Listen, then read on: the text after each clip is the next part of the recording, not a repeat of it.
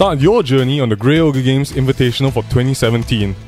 Everyone stands a shot to qualify for the championships by participating in our daily and monthly events leading up to the seasonal qualifiers.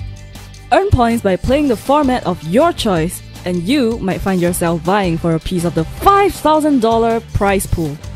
Follow the action through our extensive video coverage on Twitch and YouTube. For more information, visit greyogregames.com/invitational. Start playing today to earn your spot in the Grey Ogre Games Invitational.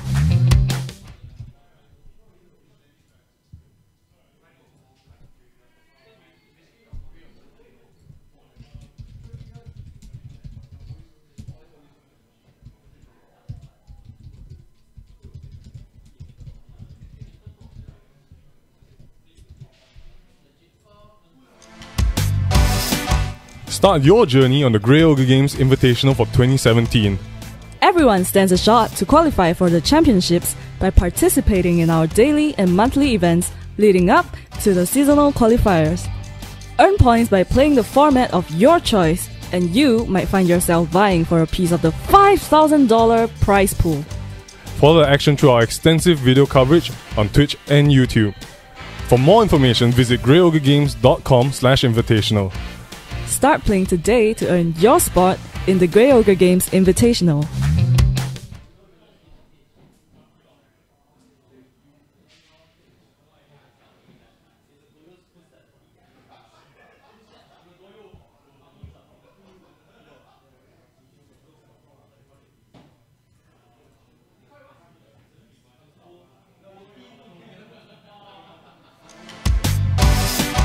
Start your journey on the Grey Ogre Games Invitational for 2017.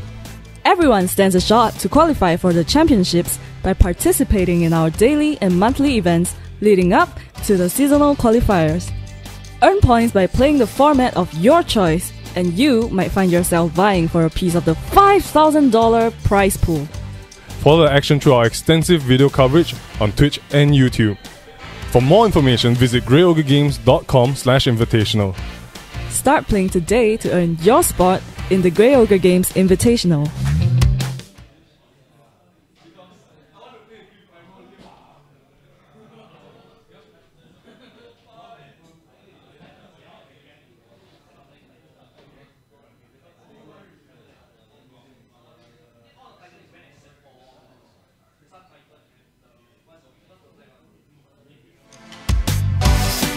Start your journey on the Grey Ogre Games Invitational for 2017.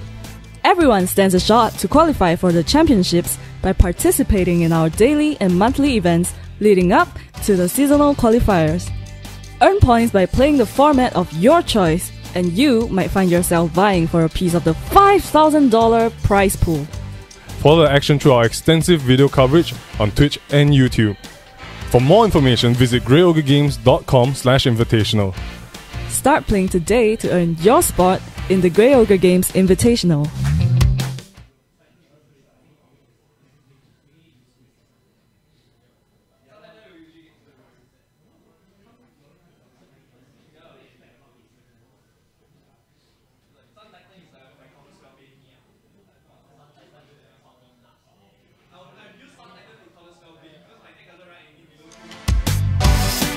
Start your journey on the Grey Ogre Games Invitational for 2017. Everyone stands a shot to qualify for the championships by participating in our daily and monthly events leading up to the seasonal qualifiers. Earn points by playing the format of your choice, and you might find yourself vying for a piece of the $5,000 prize pool. Follow the action through our extensive video coverage on Twitch and YouTube. For more information, visit greyogregames.com/invitational.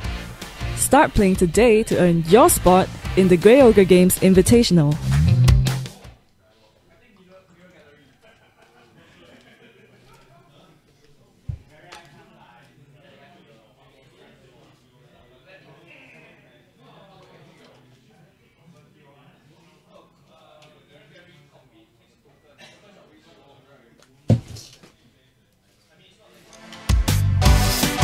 Start your journey on the Grey Ogre Games Invitational for 2017.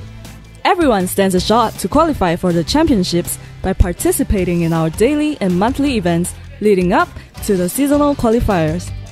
Earn points by playing the format of your choice, and you might find yourself vying for a piece of the $5,000 prize pool. Follow the action through our extensive video coverage on Twitch and YouTube. For more information, visit greyogregames.com/invitational. Start playing today to earn your spot in the Grey Ogre Games Invitational.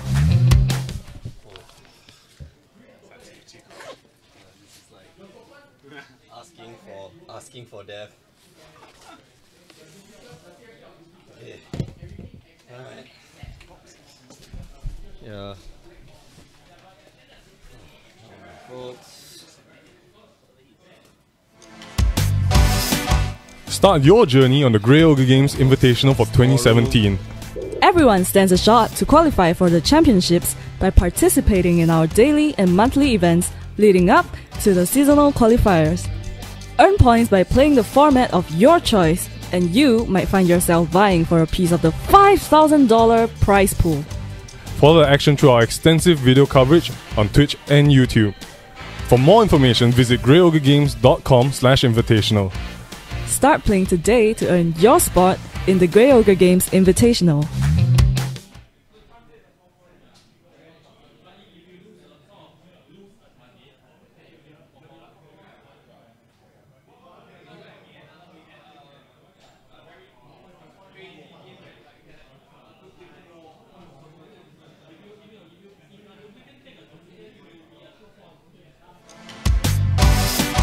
Start your journey on the Grey Ogre Games Invitational for 2017.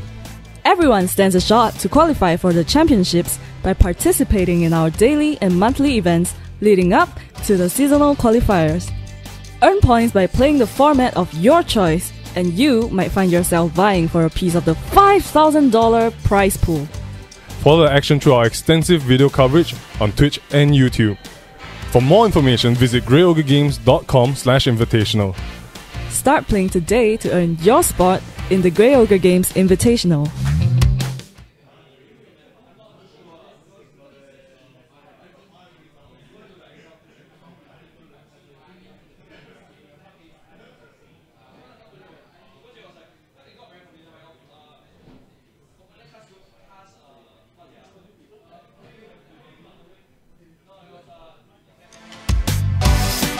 Start your journey on the Grey Ogre Games Invitational for 2017. Everyone stands a shot to qualify for the championships by participating in our daily and monthly events leading up to the seasonal qualifiers. Earn points by playing the format of your choice, and you might find yourself vying for a piece of the $5,000 prize pool. Follow the action through our extensive video coverage on Twitch and YouTube. For more information, visit greyogregames.com/invitational. Start playing today to earn your spot in the Grey Ogre Games Invitational.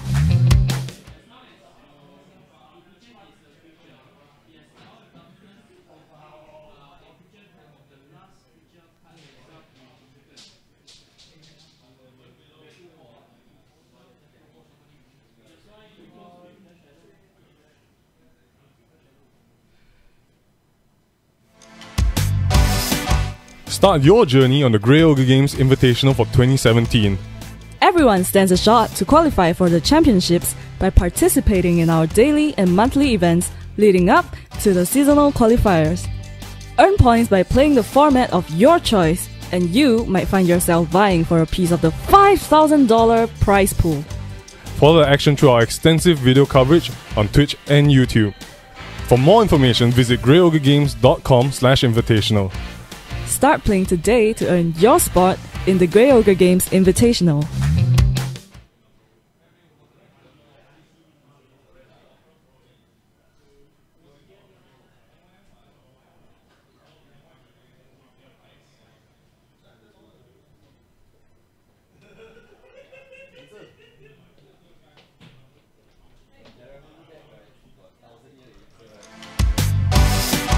Start your journey on the Grey Ogre Games Invitational for 2017.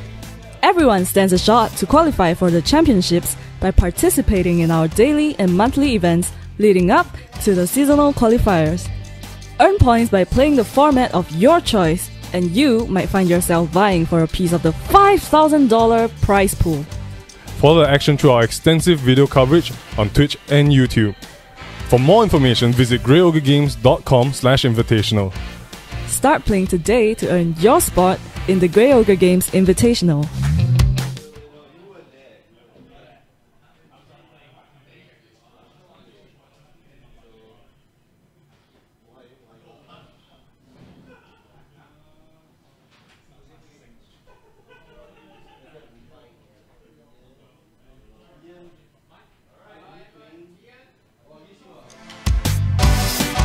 Start your journey on the Grey Ogre Games Invitational for 2017. Everyone stands a shot to qualify for the championships by participating in our daily and monthly events leading up to the seasonal qualifiers. Earn points by playing the format of your choice, and you might find yourself vying for a piece of the $5,000 prize pool.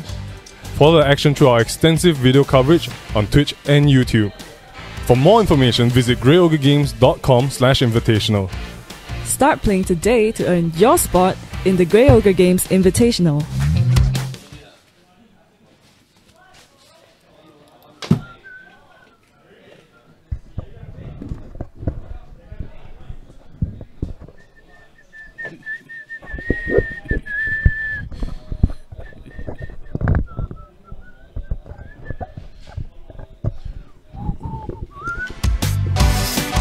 Start your journey on the Grey Ogre Games Invitational for 2017. Everyone stands a shot to qualify for the championships by participating in our daily and monthly events leading up to the seasonal qualifiers. Earn points by playing the format of your choice, and you might find yourself vying for a piece of the $5,000 prize pool. Follow the action through our extensive video coverage on Twitch and YouTube. For more information, visit greyogregames.com/invitational. Start playing today to earn your spot in the Grey Ogre Games Invitational. Humble. I drink Dasani like everybody else. A Coca-Cola subsidiary. So we are sort of starting in 5 Love it. position. Oh, it feels like I haven't done this.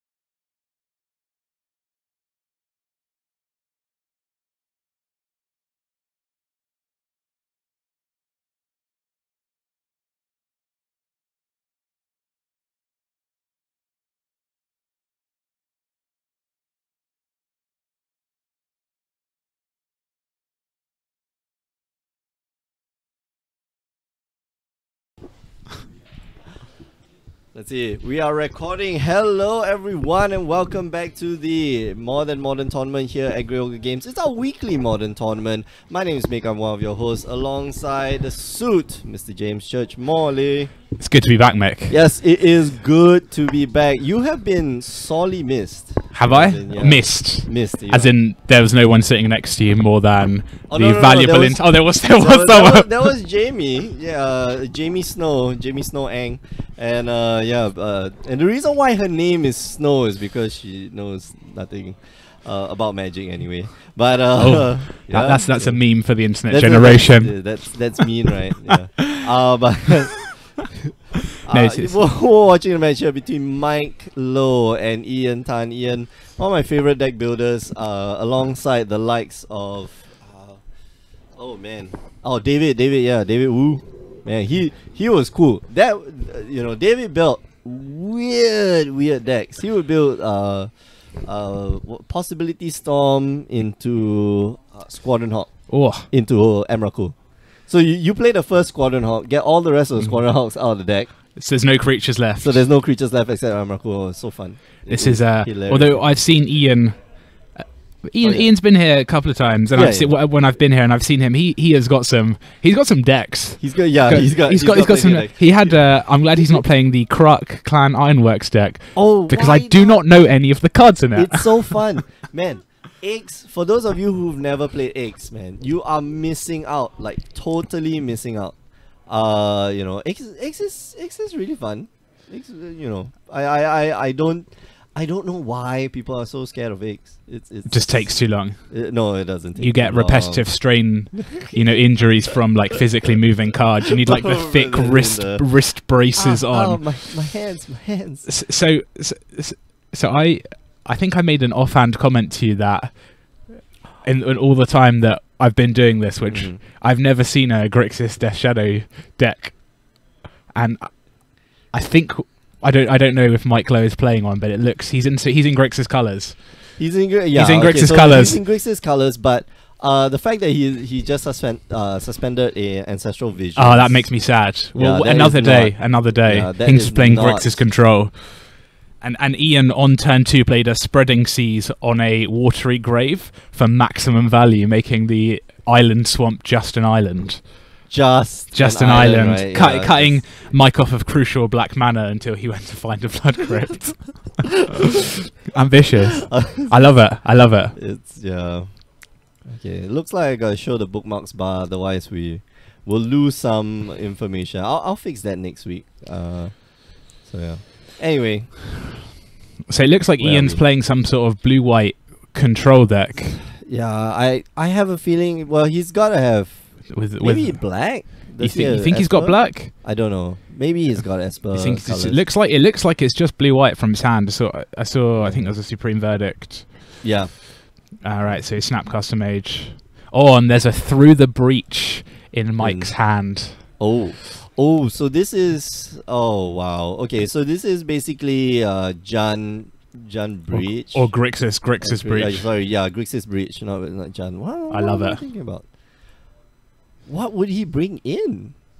Well, okay, so there's of course, what's his name? So Gristlebrand. Gristlebrand, yeah. You think there's an Emrakul hidden in the deck somewhere? Oh. Is that a bit too ambitious? Well, that's the thing. So if you're, if your Through the Breach doesn't resolve, then definitely Emrakul is like it's not good. It's not good enough. It's not good at all. So, it's not. Yeah. So Mike Lowe's Ancestral Visions comes off suspend and is promptly countered by Cryptic Command. Oh yeah. Counter card draws a card. That must feel really good. It must feel really good. Oh man. I wish it could bounce back a spell. Not just like permanent or... Yeah, just back to hand. I'm just going to push this. This is an interesting question. There's an Ancestral Visions in my graveyard. If I Snapcast a Mage targeting Ancestral Visions, do I get... Oh no. It doesn't work like that. No, it doesn't work. I just don't understand magic. Is that what you're... Yeah, you...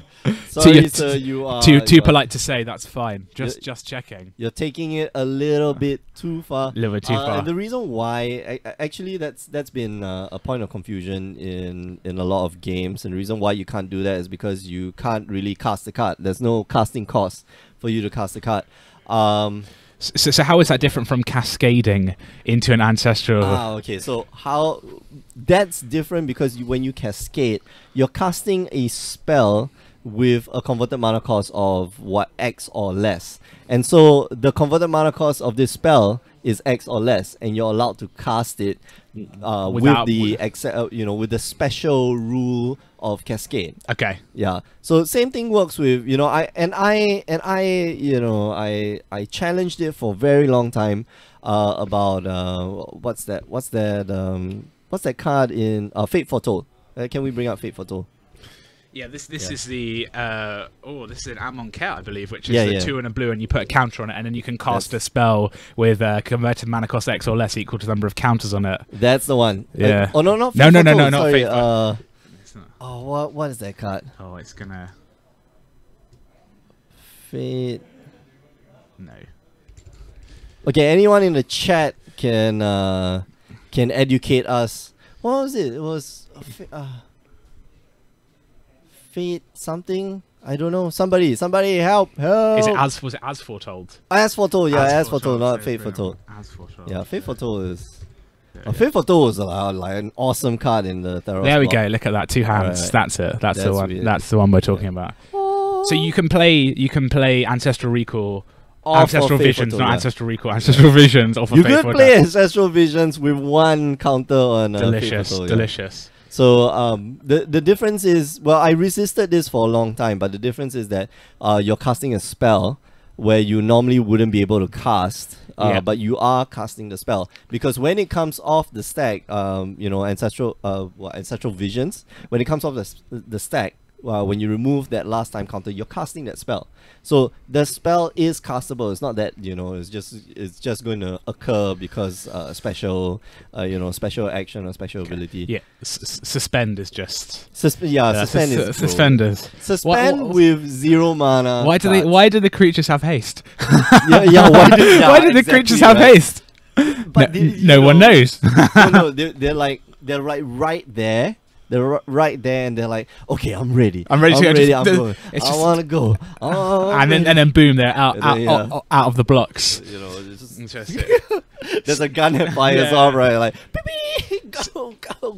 So Ian he's cast a Jace. Living. No, Yes. sorry. It's Architect of Thought, Yep. which was a standard powerhouse. There If we bring it up, so we've brought up the dual decks art. Yeah, we can change that. What's Yeah. the- So in yeah, return the to original. it was this cover sort of maligned slightly when it first came into standard, and then it sort of got played, and then but it's I think it's seen a little bit of play in the modern decks recently as well. Yep.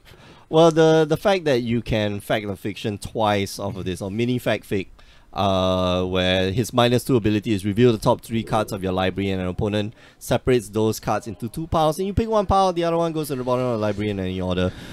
It's really good. Like the fact that you're paying 4 mana for an extra card from fact or fiction.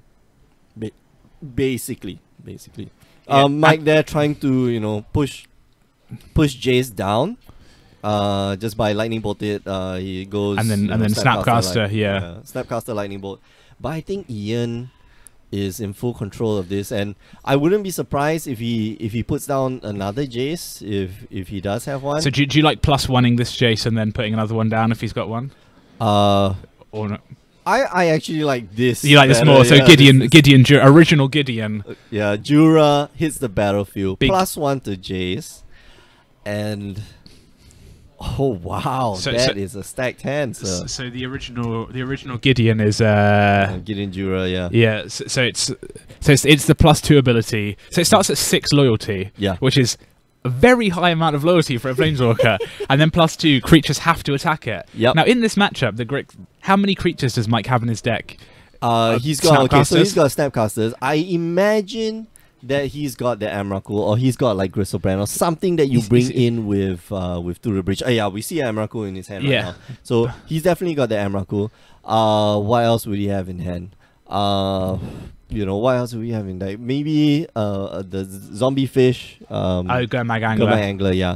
And that's about it. Maybe a Tassigur. But the point, you know, there's not going to be many creatures that can attack Gideon, and Gideon's just going to tick up and up and up and up and up. Exactly, and then you have other Gideon where, hey, you know, as long as I control a Gideon, I can't lose the game. yeah. Oh, I'm surprised to hear that Ian decided to take Gideon up, which is, wow, look at that. Jace is just ruling this board. He's, you know, Gideon is just a crazy control powerhouse. So this is Gideon of the Trials. Didn't see much playing standard, but modern decks, you know, where you can sort of control the game and then just land it on the battlefield, and then I can't lose until you get rid of it. And surprise! And the thing and is, the +1 even in standard, you know, it's a little tough.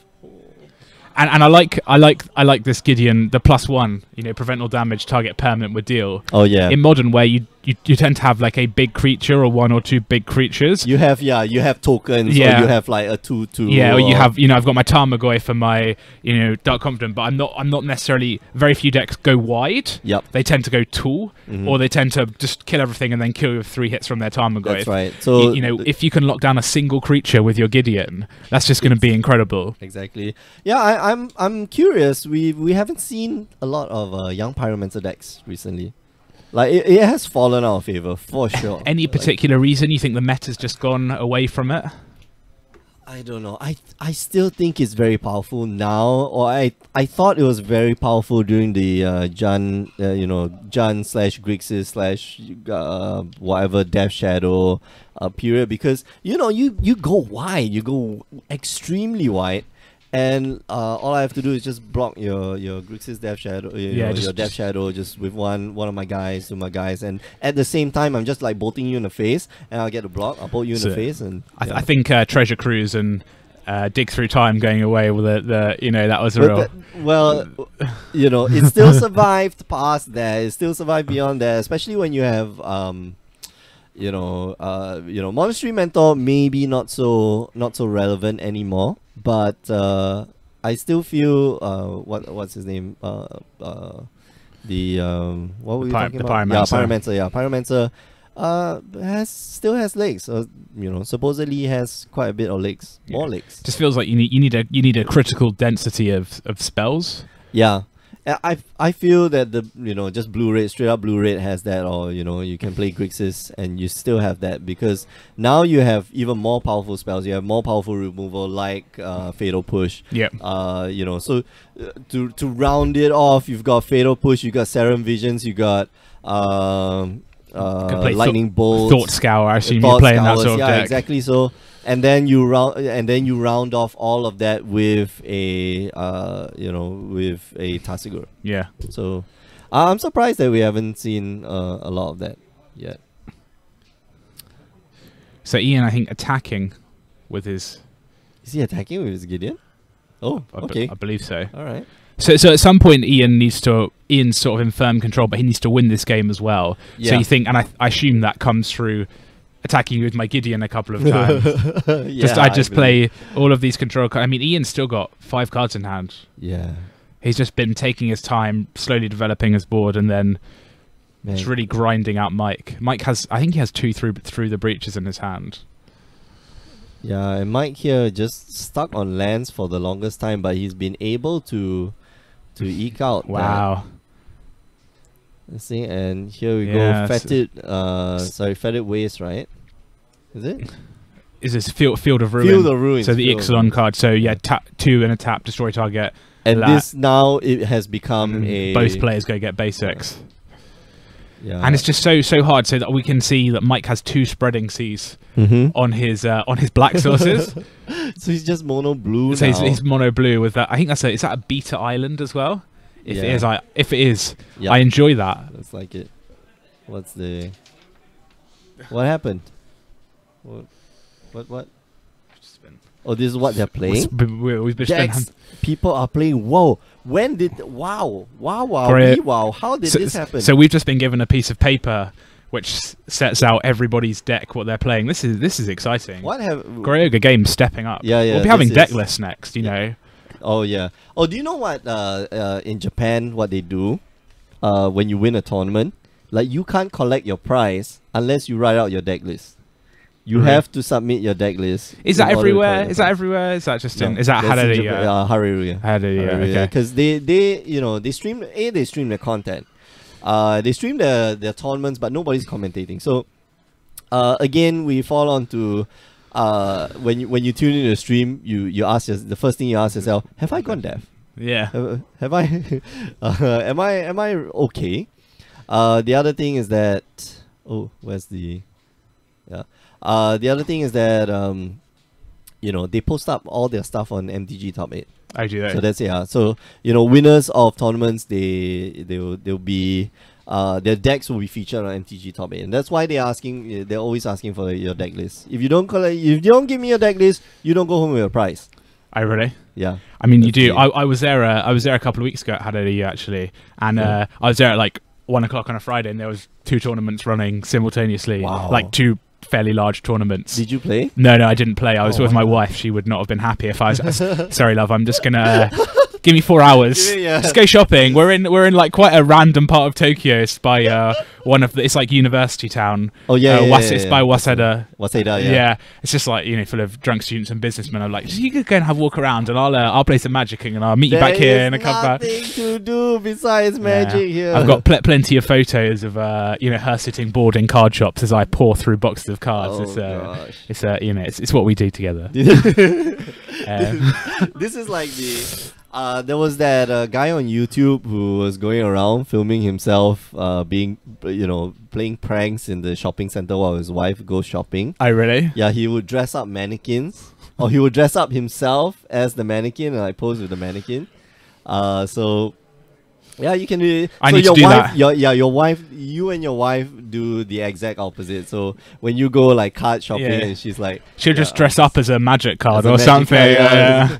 I'll just dress up as one of these players Yeah. in the magic card Yeah. shops with I'll never Bermudas yeah. and slippers and unkempt hair and glasses. Yeah, It's no, great. I'll never suspect it. It's so I think Ian picked up the first game there. I think Yeah. Mike had seen enough. Yeah. 3 planeswalkers. I think He's you seen would enough. scoop. Yeah. Let's update the score. Alright, if you're just joining us, you're watching the Modern tournament here at Grey Ogre Games. My name is Mick, I'm one of your hosts, alongside the suit, Mr. James Church Morley. Alex here saying, am I seeing things, Ian, on blue-white? Yes, Alex, you are definitely seeing something. But that depends on what you've seen before. And it is Ian on blue-white. You Yeah, are it is. seeing that. Yep. We have not mixed up the names. Mike is on the left side, Ian on the right side. And is it my imagination? The tables kind of slanted, right? Ever so slightly. Ever so slightly. Ever so slightly. No, that puts me on tilt. No pun intended. But But pun intended. But yes. Pun intended. Wow, there's a whole host of decks that are being played. Okay, so I'm going to read out all the decks, and you in the chat, let us know what match you want to see or what deck you want to see coming up next. Okay, we've got Ad Nauseam, we've got Merfolk, we've got Green Black Tron, we've got White Hate Bears, White Hate Bears. We have Death Shadow, Esper Vengeance, which Jeremy is running. We have Valakut, Affinity, Mono White Hate Bear. Well, we have got 2 Mono White Hate Bears. We've got 5 color Death Shadow. Wow. We have Jan. We've got Creature Toolbox. That's fake. Oh, this is the 4-color evolution. Kiki evolution. Oh, so Kiki that's evolution. Eldritch Evolution Yeah. and like Kiki Jiki and Yep. things like that. Okay. We've got Lantern, we've got Ponza, and we've got Mono Blue Tron. So let us know in the chat which ones you want to see. Am I allowed to say what I want to see? yeah, Possibly not. you are allowed. So we have. I'm sorry, audience, but we have the veto. We are going to exercise our right as casters. I to think everyone choose wants to one. see Red Green Ponza versus Mono Blue Tron. Mono That's Blue what the Tron people. only. That's what the people came to see. Misery. That's what the people came to see. Mikhail saying that Green Black Tron. Derek Lim also agreeing with you, Ponza. Tim Bobby on the Twitch chat, if you're joining us on Twitch, says Death Shadow. So yeah, let us know what deck you want to see, and we'll try to arrange for that. So yeah. So yeah, I think it could be a first. So Tim Bobby, I said to Mick earlier, I've never seen Grixis Death Shadow Ever since you once. started doing this, I assumed there were just no Death Shadows in Singapore. I just assumed that's what it was. They immediately got shipped to Japan as soon as they were opened in packs. They're like most guys, just they're getting shipped to Japan immediately by apparently that's not true. Everybody just buy, we just bought all the Death Shadows. Or like the shops have been buying all the Death Shadows and just shipping it out to Australia and Japan to like just flipping it for cash. Currently building the deck, looks so good, Tim Bobby. Yes, the deck looks good, but you gotta try. You gotta try it. I think its popularity has waned a little bit. Agreed. In the meta game. You know, to give way to Esper control, to give way to basically any like white or black, very efficient removal. There is a Jan Death Shadow deck, which I think is slightly more interactive, especially since it plays, you know, Thought Seizers and things like that. So I don't love it. I like the.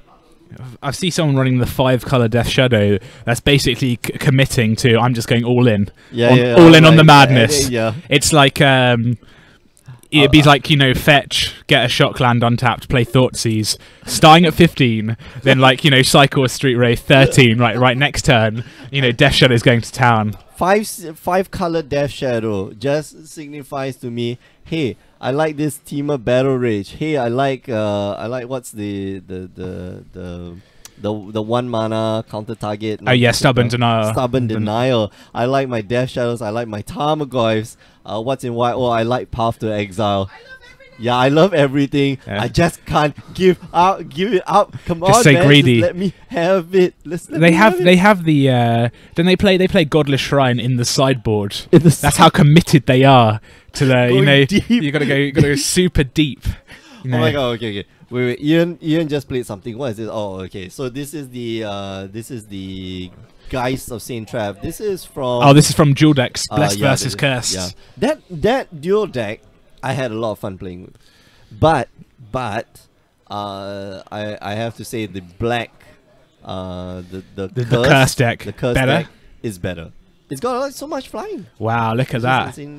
Wow, okay, so oh yeah, I'm going to cast my Snapcaster Mage and try to block and then removed by Path to Exile. Wow, Remand. Okay, I think wow, Mana Leak. The Mana Leak on the Remand. Just really Ian like, going really deep on this. I think he could just let it resolve. What is that? Is that a Dispel? Huh? Yep, a Dispel. Dispel. Of the Look at that. That's a stack. That In is, modern, yeah, that counter spells. Okay, so counter war for those of you. Yep. So my question here is: let the Dispel resolve. Mana Leak gets countered. Remand is that Remand or is that Repeal? Is that So not, Remand if it goes goes back back to to his hand. hand. Yeah. Yeah, Now just so cast now it the again. Snapcaster's, you know, on the stack, so you can just cast it again. That's the thing. I thought that's what Ian would have done. That just let the Remand resolve, and then I'm gonna cast. Yeah, just cast it again. But then he's got so Mike had the Dispel, so that could go back. So then you still the second counter's the one that's going to potentially get him. So if the second counter, that's the thing. And then so you play the Mana Leak. I guess you play the Mana Leak. Yeah, then you play the Mana Leak. The thing about it is that Ian doesn't know. Wow. Okay, so I think Mike wins the game here. Wow, there it is. Through the breach. Love it. Let's see it. That's it. There it is, Emrakul. Bang.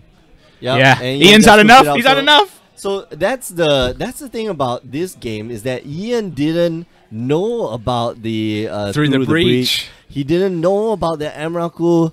Wow, and on the previous turn, wow, Mike got Ian to tap all of his lands. Exactly. And maybe that was the reason. Presumably he's playing the turn ahead. He's thinking, I'll just try and get him to tap out so that I can he'll through play the counter spell. Yeah. So he might want to resolve and make sure that his Geist of Saint Trav survives. And I think Ian there, playing while he was ahead, didn't think about, okay, what's going to make me lose this game. And I felt that Ian should have just kept the Mana Leak for something important, because that Mike next turn is going to untap. You haven't seen any of his deck. You haven't seen it operate yet. But you've got to figure maybe Mike's it's hard because what we saw from Mike in the first game was some lands that got turned into islands, some Snapcaster mages, and you're thinking, well, he hasn't, I don't know what's going on over there, but maybe he's just seen the wrong half of the deck. Sometimes happens in modern. You don't your mind. I know we're sitting here and going, oh, he's got through the breach, but you don't. If you're in Ian's shoes, you don't necessarily know if. No, but he's got the through the breach in there. I know, but to me, that wasn't worth fighting for. You didn't like it. Yeah, that was totally not worth fighting for. I would just path the thing. Oh, you remand. Okay, that's strange that you're trying to remind my path because I've got a lot extra mana now. It's okay. I'll just go into path it again and then see what you do. And if you got the dispel, sure. Alright, I'll let it go. You're gonna block my Snapcaster. You used up a remand. You used up another counter spell. And then I'm just going to Serum Visions next turn and leave up that mana leak mana because, you know, you're a control deck. You never tap out on your turn. There was that joke about talking about surprise cool. Derek Lim there saying surprise cool. Yeah, you know, there was this joke about why. So you're familiar with the public transport system here, right? Yes. The octopus card or the EasyLink card where Yeah. you tap in and tap out. So why couldn't the control player leave the MRT station or the train station? Couldn't tap out. Yeah, There because they you go. couldn't tap out. Very So, nice. Yeah, that's the whole thing about playing control. Like you have to be really patient. Sure, now my one of my creatures dies or one of my threats dies. It's okay. I'm just gonna wait next turn and then I'll wait for the next opportunity until I can cast my next threat. And in the meantime, I'm just gonna deal with all your other threats. Would not like to play you in a modern tournament. Oh man, Would not like to play against you. yeah. Would not like to play against you. I am like dead patient. I was like, okay, even if it's going to lose me a game because like so there are times when the switch is flipped and like I'm going full aggro, but that's because I play a tempo deck, you know. So, you know, it's control all the way to the point. Okay, I'm just going to flip the switch and I'm just going to cast like 3 what's that guy, the one that gives all spirits +1/+1. I said Drogskull Captain. Yeah, Drogskull Captain. Yeah, I'm going to drop Drogskull Captain, going to tap my Aether Vial. You got any response? No, you know, another Drogskull Captain and another thing that copies, and then I'll just kill you in one turn. But before that, like, everything is just patience, and you've got to wait, and you've got to, if you're playing a control deck or anything similar to control deck, like, you've just got to wait. You just can't can't fire off and hope for the best next turn. So Alex and Sia in the Facebook chat are asking, what did I miss? So basically saw Ian pick up game 1 on the back of 3 Planeswalkers, Yeah. and then in game 2 we saw Mike with a surprise through the breach into an Emrakul, which which prompted an immediate like concession scoop it from up, yeah. Ian. So that was fast. It was quick. We're moving on to game 3, and Ian's taking a call, so just taking a chill. call. Yeah. Busy man. Busy, yeah. Ian, busy man. You know, he's Ian- got Ian is to a busy man. doing business things. Business things. Doing that business. You know? Must be doing it well, because he seems to have every card in Modern available to him at any given point in time. Ian here has a collection. Full stop. Like that is it's an amazing collection. I one day want to be like Ian, like to have that. I keep So I don't know about you guys, and let us know in the comments below what how you keep your cards, because I have a 4 folder. 4 4x3 Like a 4 binder. 2.0, Yeah, it's a yeah. binder. So one only for lands, and I keep play sets of all the lands. Wait. So what do you mean lands? Do you mean like rare jewel lands? No, they're Or- rare lands. Okay. That's it. You know, just and ghost quarters and stuff like that. Like Nice, very- stuff that are important, and then I just keep play sets of it. And I know, so I put it in from left to right, and when I take it out, I take it also from left to right. So I know exactly how many I'm still missing for that collection, and then one for non-lands. So yeah, it's a bit like, I like that. I do not do that. it's a bit OCD. But yeah, I kind of like to know what cards I have. No, my cards are in a box. Well, They're in a box. And I bought it's from- all in your head, right? Like the collection's all in your head, right? So I mean, you say collection, but I don't. My wife doesn't allow me. There we a go. box. That was the inference. Was going to leave that hanging. No, I have she doesn't mind as long as it's tidy. That's the most okay. important thing. Alright, but it's all in a box. But yeah, I don't have many cards. Okay. I don't have many cards. I like to keep it light. Okay. Keep it light. I am on the other Yeah, end you're of on- that spectrum, where you're just like my friend who, if he gets any cards, he like tears them up. I wouldn't Like- do that. I've seen. No, Why would you tear a card up? I don't know. He just throws it away and tears it up, and I'm on the other end where I keep all my cards. I keep a playset of commons, all the uncommons, and then the rares I just put in a box somewhere. Wow. So Jeffrey's asking in the chat, what is that card? I believe that's a search for Azcanta that Ian's just played. Yep, and the card that has a lot of glare on it, that's a Geist of Saint, Trav. one of those shinies from the dual deck. Oh yeah. One of the shinies, like a Pokemon card. Oh yeah. Yeah, it's a Geist of Saint Traft. It's not really much going on. People playing some Serum Visions. Ian's resolved a Geist of Saint Traft that's going to do 6 points of damage a turn if left unchecked. But he's got an ancestral visions suspended, which is going to come off of suspend next turn, which is very exciting. And Ian, hopefully will want to prevent that from happening. Is that a Temple of Enlightenment? Really? Okay. Oh, it is. Yeah. I love it. So one of the Theros lands. So tap. They come into play tapped and give you whatever the 2 manas are. You get a scry one. Yeah. Oh, the Theros lands are more important than we will ever know. Because okay, so here's the part where you should have pathed that. I think. You should have pathed the creeping tar pit. The creeping tar pit. For sure. So So Ian's leaving up Cryptic Command mana, but I would have expected a Cryptic Command on the Ancestral Visions. Oh, yeah. So I don't know what he was Trying to... Yeah. Okay, so he's probably going to okay, you're going to drop something, I'm going to path, then Snapcaster path. I thought he should have done that this turn. I thought he should have pathed the Creeping Tar Pit there. I think there was a little bit of hesitation from the last game. Yeah, Jeffrey Chan also asking, why no path? Exactly, there's a little hesitation from last game because Ian got so burnt. So through the breach, but through the breach is 5 lands, and if the creeping tar pit gets you a basic land, play a 5th land. Yeah, correct. So creeping tar pit would have been exiled by Path to Exile. Exactly. Gets you a basic land. Then if Mike plays a 5th land, then plays through the breach, and then that's Plus if let's say the creeping tar pit wasn't tapped, which means that the creeping tar pit could have blocked. And then you tap it for blue mana and you just go dispel, and then you're kind of like, okay, sure, I just wasted a path to exile, but that would have drawn out that dispel from his hand. Yeah. So you can see a Snapcaster from Ian here. Yep. I think Ian's trying to just round this game out as quickly as possible now. Oh, for sure. He just wants to be in 2 points. Plant that Gideon down next turn. So you're gonna see it. So search for Azcanta. At the beginning of your upkeep, you can look at the top card of your library. Yep. And you may put it into your graveyard. Yeah. Let's try. Let's look for it. Search for Azcanta. There we go. Oh no. Oh, I love it. Yeah. Okay. So it's a little off. We'll try to. Yeah. There we go.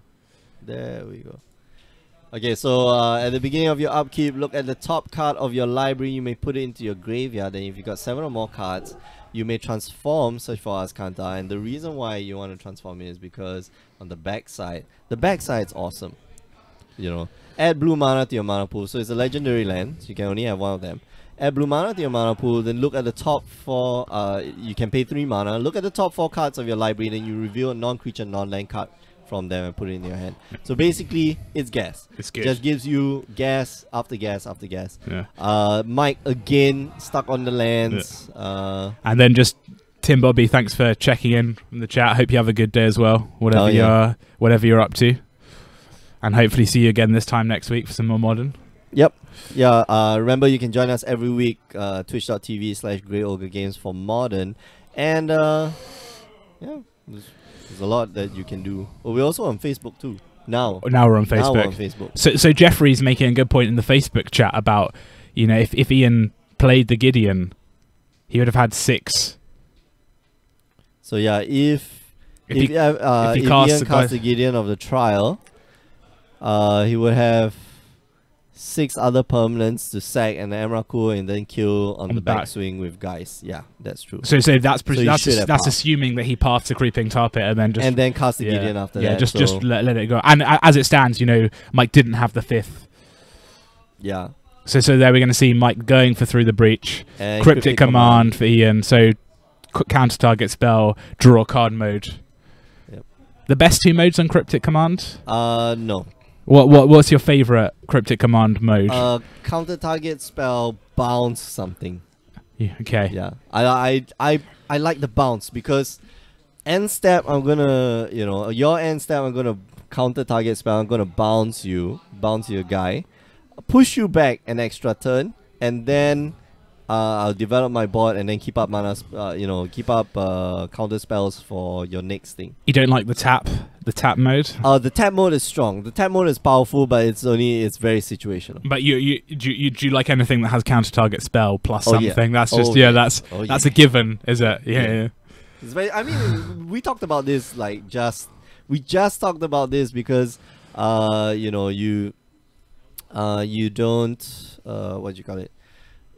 In modern they tend not to go too wide. Yeah. So you bounce That's one thing and then boom. Yeah. This is tough for me Yeah. now. So I think Mike. So what we can see is that Mike at 2 life. Ian has a Snapcaster Mage ready to go next turn. Mike, I think, is just thinking about. He's played a Serum Visions. He's looking at how do I get out of this predicament.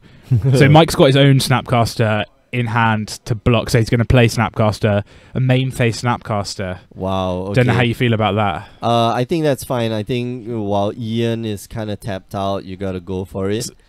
And he's just going to Lightning Bolt. So Path to Exile, the Dispel. Okay. So. Yep. And then Ian's gonna search for Azcanta. I think he's found Azcanta. He's found it. Wow. It's flipped. Nice. Frozen Frog 00. Hi Mick. Hi Joshua. Hey, I thought you were supposed to be here playing. Joshua, where did you go?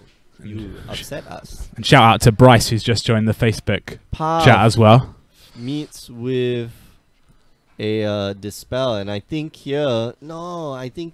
at that point you should have cast the Gideon, tick up the Gideon of the Trials on the Snapcaster, and automatically, he loses his Snapcaster because he has to block. Like, I don't yeah. I think Ian's here, he's very scared. He just got burned by combat tricks earlier on, and I think it's affecting the way he's playing. It does seem like that. It seems he's so reluctant to try to fight for that creature, right? Yeah. So, but he's got the kill on board. I know. Assuming that Mike has nothing. I guess do you like Serum Visions at all? Do you just attack? I think you just attack. So I think we saw Ian. I think he's got an Elspeth Sun's Champion. And then oh man, Elspeth Sun's Champion is so good against Emrakul. Yeah, okay, I'm gonna I'll just sacrifice all of my tokens. Yeah, I'm just gonna get a billion tokens now to sacrifice. So let's see. Well, you can't counter the Emrakul anyway, but you can counter the right thing. So through the breach. So Cryptic Command. Wow. And then that's a Dispel from Mike. Okay, sure. Tap down, that's fine. And then draw a card. So Mike lives another turn.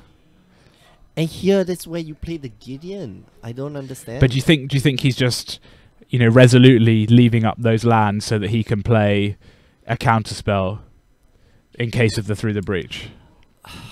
But he doesn't have a counterspell. Like, you should be playing to win the game now, because an Emrakul doesn't kill you unless it's an Emrakul and Bolt. Alright, so Path to Exile, so shields down here for that moment, but it looks like Ian just gonna go for that win here. So Frozen Frog 00 asking in the Twitch chat, what match is this? Wow, and that's it. So that match was blue-white control from Ian versus, it was sort of Grixis Through the Breach from Mike. Yeah. And in the first game we saw Ian win on the back of 3 Planeswalkers. In the second game we saw a surprise Emrakul from Through the Breach. And there we just saw a good old-fashioned Snapcaster Mage. Snapcaster beatdown. Snapcaster beatdown. Yeah. Which I guess this deck is, if it can land one and then you protect it all the way and you just Yeah. keep going all the way. I- But I felt, okay, so even though Ian won the match, I felt that Ian did not, I felt that Ian was analyzing the game very poorly. I think he could have done a lot better. Jeffrey also was saying Ian failed to realize that Breach is useless now. Yes, I think that is correct. You have to figure when you can be the aggressor and when you have to still play the role of the control player. And I think that identification there was a little was poor, to say the least. And the reason being, I think he got burned the previous match because like he was fighting over that Geyser Saint Traff, and then Mike just like, surprise, I'm going to kill you now, and Ian had no response. there's two ways to look at it. There's playing to win and playing not to lose. And he Correct. was in the playing not to lose, not yeah, to so lose. because of the incident in the previous turn. So but anyway, hats off to Ian. He's heading into the next round. We are going to go for a short break. Sullivan's asking, so who won? Ian won. So yeah, we're going to go for a short break, but before we go, just want to remind you that you can join us on the stream every Tuesday, Wednesday, twitch.tv/GreyOgreGames, facebook.com/GreyOgreGames. Now we're doing Facebook live videos. So how cool is that? Anyway, you can also join us on YouTube if you subscribe to our YouTube channel, youtube.com/GreyOgreGames. You can also watch past replays on YouTube because we upload all of them there. What else? Yeah, if you want to find out about the invitationals, it's coming soon. We're having the next seasonal qualifier very, very soon. Head on down to greyogregames.com. And last but not least, do listen to the Power 9 podcast. Every week, myself and Alfian, we get together and we talk shop about this game called Magic the Gathering. Alright, we are going to go for a short break. I'll put you on a replay. Don't go away. We'll be right back with round 2. See you guys.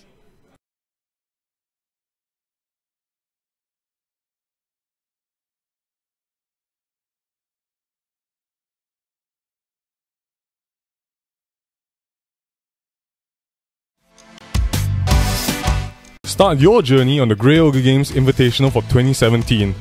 Everyone stands a shot to qualify for the championships by participating in our daily and monthly events leading up to the seasonal qualifiers. Earn points by playing the format of your choice, and you might find yourself vying for a piece of the $5,000 prize pool. Follow the action through our extensive video coverage on Twitch and YouTube.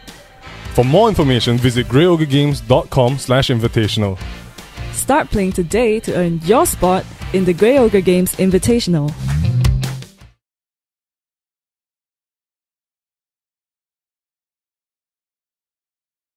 Hello everyone, welcome to our weekly modern tournament here at Grey Ogre Games. It's part of our road to the Invitationals.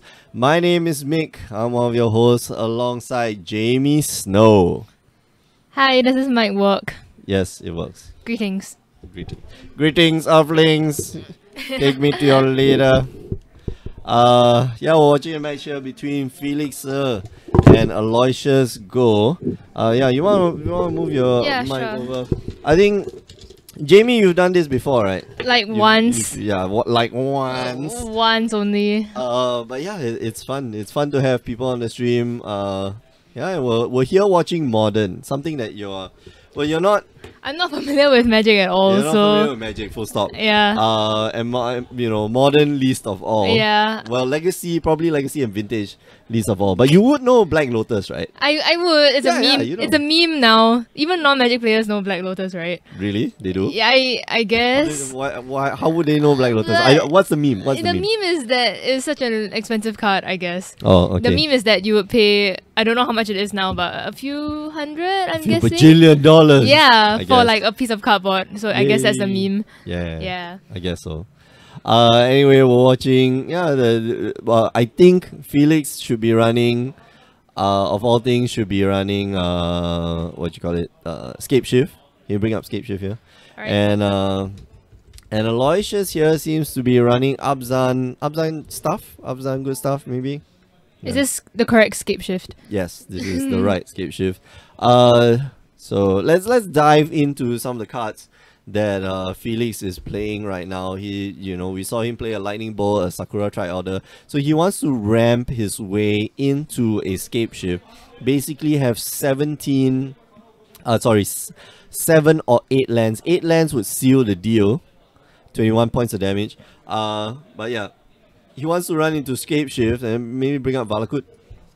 And then Scape Shift away 7 lands and cast or bring out Valakut along with 7 other mountains, and that would actually trigger trigger Valakut's trigger on all 7 mountains. Or maybe you get 2 Valakuts and then trigger on all 6 mountains, which means that is 18 times 2. 36. So 36 points of damage, yeah. That's a lot of damage, I think. Methinks.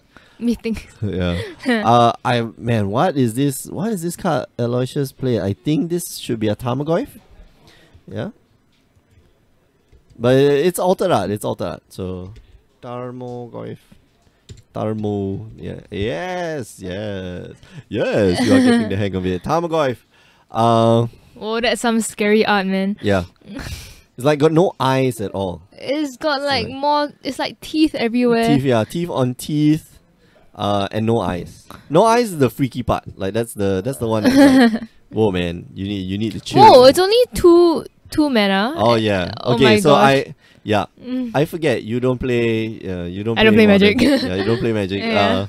But yeah, you know about Magic. Yeah, that's I do. That's the weird part. I know the basics, I guess, about how it works and stuff. Who taught you how to play Magic? I guess Brian. Brian, okay. Yeah. Alright. So but Brian didn't Brian's quite new to the game, yeah? Kind of, but he just threw himself into the game. Like Wallet and all. Yeah. But I've had like Hearthstone experience, you know. Oh, okay, yeah. So that helps with like the attack power and both of you have Hearthstone, yeah. Both of you play Hearthstone. Yeah. So. And I think Brian started from like in the army, and then he had a hiatus, and then he just recently came back in. That's why. Alright. Yeah. Okay, so Felix here drawing. Oh man. Looks like he drew a Search for Tomorrow. Yeah, I think so. What is that art of Tarmogoyf? I'm trying to figure that out. Is that a Xenomorph? Who knows? Anyway, Search for Tomorrow gets suspended. Search for Tomorrow, search your library for a basic land card and put it onto the battlefield, but you can suspend it for 1 green mana. This is one of the more powerful cards that you can use. And here we go. Felix here firing off a Sweltering Suns as well as a Lightning Bolt just to get rid of the Tarmogoyf over there. And what is this? Oh, it's the Tyler's Tracker, right. Okay, so Tyler's Tracker enters the battlefield.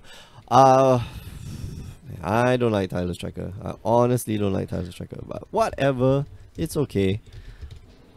Yeah. It's okay, you don't have to search up every card. But I want to know what it is. What is a Tyler's Tracker? Yeah. Okay, so good that this is like education. Joe has assigned me your education in Magic. Am I your pupil? Yeah, not my pupil, but you're here to observe like what's happening on on people's what's side. he searching his library for now? Okay. So what he did was to cast a Primeval Titan. Yes, those two are Valakuts that he searched out. Primeval Titan, when it enters the battlefield, you get to search your library for 2 lands. Enters the battlefield and attacks. You search your library for 2 lands. And you put it on the battlefield. Full stop. That's so good. Wait, put it in the battlefield tap. Tapped, yeah. I tap. Yeah. And it is a 6/6 trample for 6 mana. So for Felix to get the 6 mana, very easy. too easy in fact sometimes. Aloysius here gonna draw some cards. Hopefully looking for a Path to Exile, which he actually has in hand already. So unfortunately, that Path to Exile is going to deal him 6 points of damage and gonna get his Tyler's Tracker killed basically. So let's see. Yeah, Path to Exile, exile target creature. This is one of the mainstays, one of the staples in modern Magic. Like you must have this card. Full stop. If you're playing white. Path to Exile, exile target creature. Its controller may search his or her library for a basic land card and put it onto the battlefield. Tap. then you shuffle your library, of course. Basic land card would just be like a plains or a Correct. island or anything, is it? Yeah. So And this is what keeps, well, Blood Moon is what keeps people from having extremely greedy land bases. But this too helps people to make sure that they have proper land bases, so to speak.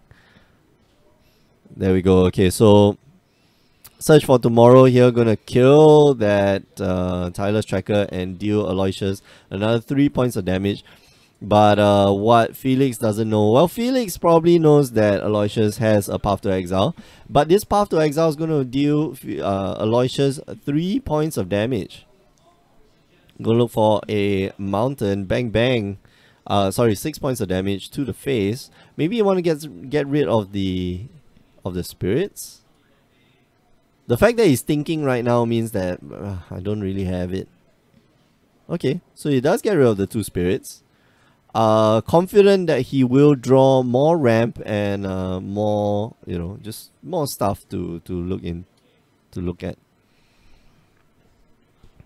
There we go. Aloysius here, not a fantastic hand by any means. Thoughtseize here. I'm gonna take a look at what's in your hand, which is a Primeval Titan. Wow, wee wah. Yeah. So yeah, able to get rid of that Primeval Titan using the Thoughtseize, but Aloysius here is supposed to go down to 12, I believe. Oh no, he went down to 12 and then gained 2 life from the from the what you call it? From the what's that? Shambling Van, right? Yeah, I'm not very good at card names. Thank you very much. But yeah, what's that? Yeah, the Wood Elves. Wood Elves dealing another 6 points of damage. Here comes the Shambling Van, probably. No blocks from Felix until he's about to take lethal points of damage. And here we go. Another 2 spirit tokens from a Flashback Lingering Souls. You're like frantically, okay, this is very good. This is good education for you then. Lingering Souls, create 2 white 2/1/1 white spirit token creature tokens with flying, and then flashback for 2, which is the awesome spell, best spell ever.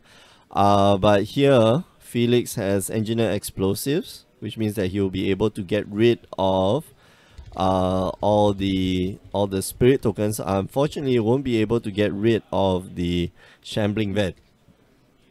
See, sacrifice Engineer Explosives, so you can pay X, where X is Sunburst. So Sunburst is this ability when it enters the battlefield with the number of charge counters equal to the types of colored mana that you spend to cast it. So maximum is 5.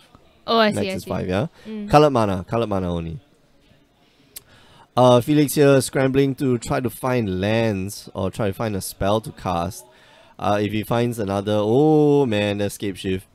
Oh, he found it. Yeah, he found Nice. escape shift. Okay, so gonna give up a few mountains here. 1, 2, 3, 4. And look up 4 more mountains. 1, or probably 1 more escape shift. Sorry, 1 more Valakut, yeah. 2 more Valakuts, okay. So that is each land is 12 points of damage. So he had lethal, he had over lethal. Yeah, over lethal. That was like, one of them was 12 points of damage. Oh. So, Wait, I need to refresh my memory on what does Valakut yeah, so do. Valakut. This card is one of the stronger cards in Modern, I suppose. It's a very strong card. It really is a very strong card. When it enters the battlefield tab, whenever a mountain enters the battlefield under your control, if you control at least 5 other mountains, so 5 other mountains, at least 5 other mountains. That's why you need to fire off at 7. I see. Because you're going to get 6 triggers. So each one of them enters the battlefield, it will see each other as the other 5. Oh. And then trigger and then fire off, 3 points of damage to target creature or player. But so if you like get all the mountains at one shot, do they all each deal 3 points of damage? Exactly. So that's the whole point. So all of them, They so recognize when each other. yeah, they recognize each other. Oh. They see each other enter the battlefield, fine. And then as they enter the battlefield, they look around. Yeah, I've got 5 other mountains. I can do 3 points of I damage. thought it would That makes enter sense. in like one at a time. Then No. oh, It's- what? That's broken then. No, that's magic. That's magic. What? You have to survive. Okay, you have to survive to a point where you have 7 lands on the battlefield. Granted that, okay, so the ideal is turn 1. I'm gonna put what you call it, Search for Tomorrow. Mm-hmm. Turn 2, I'm gonna have a what's that? Sakura Tribe Elder. Sakura Tribe Elder. Turn 3, my Search for Tomorrow resolves. My Sakura Tribe Elder probably sacrificed last turn, so that will put me up to 5 mana. And then if I lay a land, 5 mana into the breach, into a Primeval Titan, which will get me to 7, and then attack with the Primeval Titan, which will get me to 9. That should kill your opponent. Wow, that's like the perfect game. Yeah, that's the perfect The game. perfect That is- game curve. That's like literally the perfect game. Where you kill your opponent on turn 3. Yeah, you attack with Primeval Titan at 6, and you'll probably search out 2 Valakuts and 2 lands after that. Yeah. Oh, that's that's 18 points of damage. You just have to hope your opponent shocks themselves. Well, your opponent, I mean, like, this is modern. You play fetch lands, you play shock lands, you're definitely going to take some points of damage anyway. So yeah. If you just joined us, you're watching More Than Modern here at Grey Ogre Games. My name is Mick. I'm one of your hosts alongside Jamie Snow. Hello, What's your surname? okay, but it's Snow Jamie because Snow. I know nothing about magic. Exactly. I know nothing about magic. Ha. I'll see myself out. Oh man. Anyway, yeah, we're watching a match here between Felix and Aloysius. Let's update the scores now. Sure. Felix here won that first game quite convincingly. Using Scape Shift. He is running a Scape Shift deck. He's been here for the last few months, I think. And for those of you who don't know who Felix Sir is, go Google it. Go Google Felix Sir MTG and you'll be surprised. Maybe not surprised. He's definitely been on camera on the Pro Tour and GPs more often than not. He's a famous player. Yeah, pro player, Canadian pro player. Canadian. I can't see his face from here. No, he's Chinese. Oh. He's Chinese. But does he have an accent? Does he have an accent though? Yeah. Nice. Strong Angmo accent. Yeah. What does this number mean? What's this number mean? Yeah. How long we've been running? Oh. 14 minutes. Oh, it's in minutes. Yeah, it's in minutes. Yeah. What do you think Nah, that number is? I didn't know what it was. I didn't know what it could have meant. Oh, okay. Mm. Wow, I'm looking through broadcast pre-recorded videos on your channel page and chat with viewers. Wow, are you that desperate to like put stuff on your channel that you have to? I mean, you have to put like pre-broadcast. what if stuff? you're going on holiday and you can't film something, but you want to be with your viewers? Okay, that's true. So you chat with them. Fine, that's true. No, that's why you have a producer for. Oh right. No, but you would tell your audience, hey, I'm going to take a break. what if I'm not gonna you play are anymore. starved for attention and you want Then this- 24 hours chat with viewers? Oh man, then this is the wrong platform. Then you should be, you know what? You should join that channel where like people just eat, Oh what? right? They eat with you, right? Yeah, they eat. Yeah. They just sit down and eat, and then they laugh. And then, like every time they eat, like. Oh my god, that's kind of creepy. Okay, so Felix here having a pretty good start. Turn 1 relic. Turn 2 with a what do you call it? A Farseek, and yeah, I'm gonna get rid of Aloysius's card, trying to trim down that Tarmogoyf if he does have Liliana of the Veil. Ouch, this is really hard. Can you look up Obstinate Baloth? I think a lot of people know what Liliana does, but ow, that is painful, sir.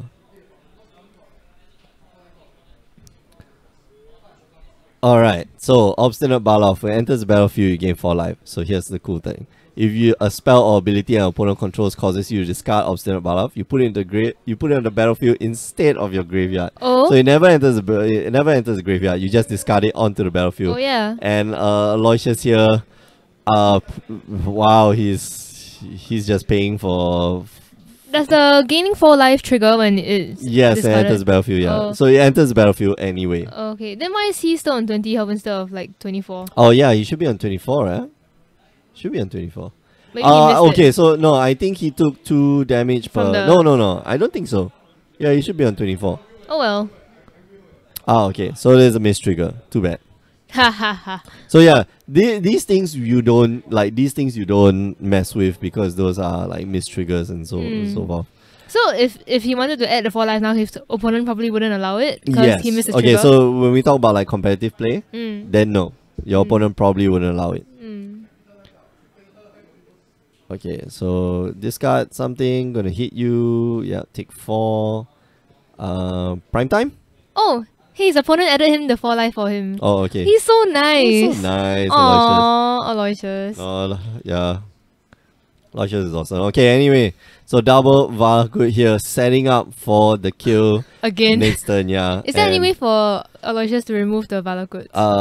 Not the Valakuts. I don't think in this deck, you can get rid of the Valakuts, but you can get rid of the Primeval Titans.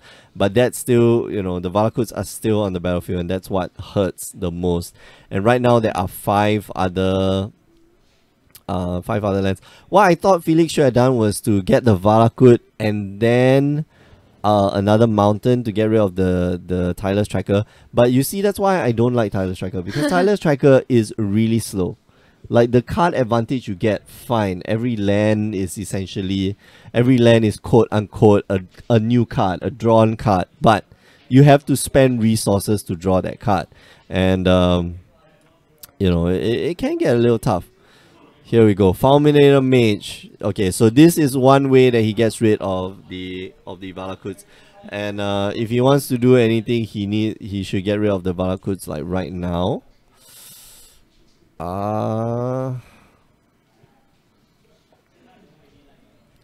Sakura Tribe Elder. This could be bad. Yeah, Path in response. So Felix should be expecting the Path to come in. Alright, so respond to the Sakura Tribe Elder. And that goes to the graveyard. Second Valakut. Okay. And Aloysius knows the writings on the wall. You have a 4/4 Obstinate Barloff, and then a trigger, 2 trigger, land triggers from both and what do you call it? Wooded Foothills, as well as attack from Obstinate Barloff. So yeah, you don't have to bring it up. It's okay. Yeah. But you've been very good, very very instructive. You've been being able to you know how to spell cards. I know how to type. You know how to type. Whoa, that's good. That's good. That's the Joe Clay career. Remember me when I'm famous. I know how to push buttons on the keyboard. Yeah, remember me when I'm famous.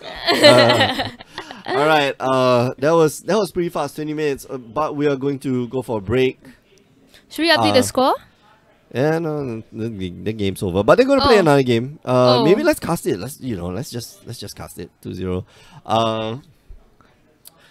I believe this is a pretty tough matchup for Aloysius. Yeah. This has to be, I think, one of the toughest matchups for Aloysius, unless he's got like Thought Seizures. For example, here, Thought Seize on turn 1, off a shock land, the Overgrown Tomb, taking away the Scape Shift. And seeing that Felix here has another Scape Shift in hand. Thoughtseize number 2. Gonna fire off. Gonna take that other Scape Shift that you have.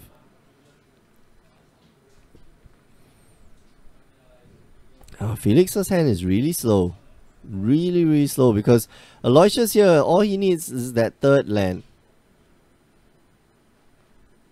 Here we go.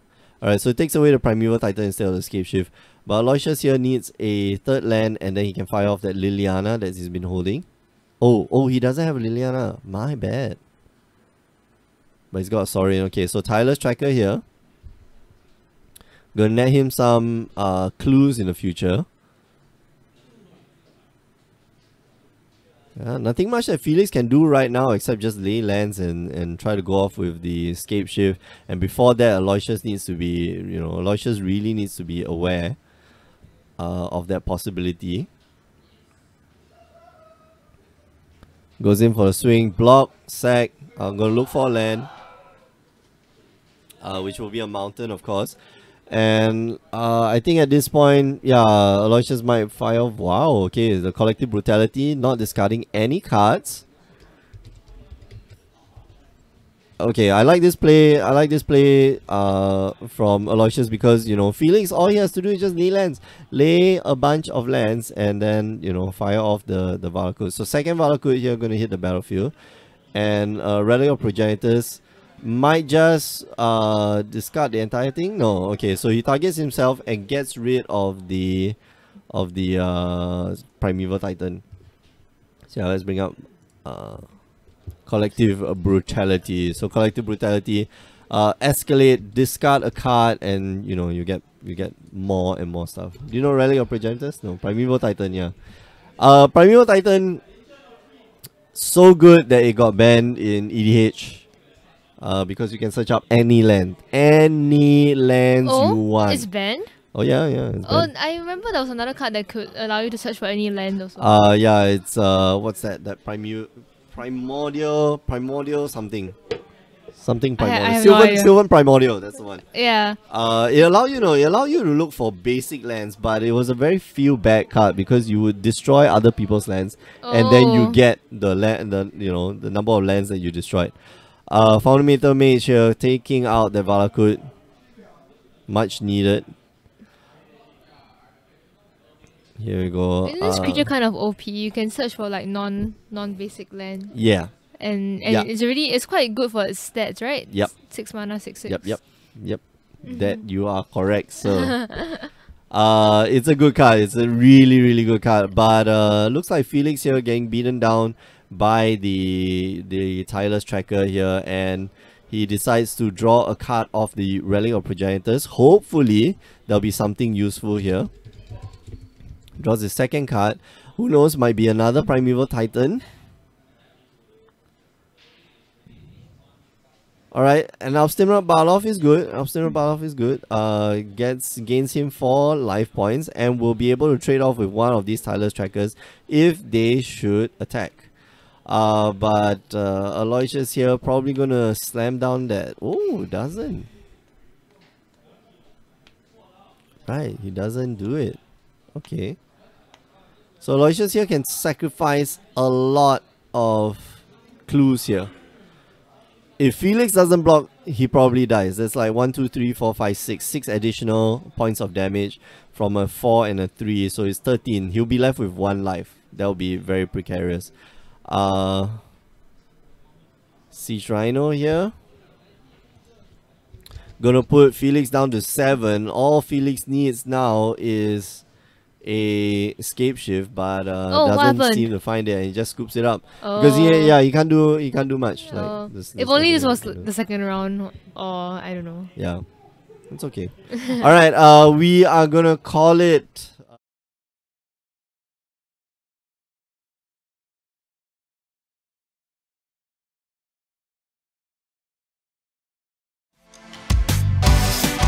Start your journey on the Grey Ogre Games Invitational for 2017.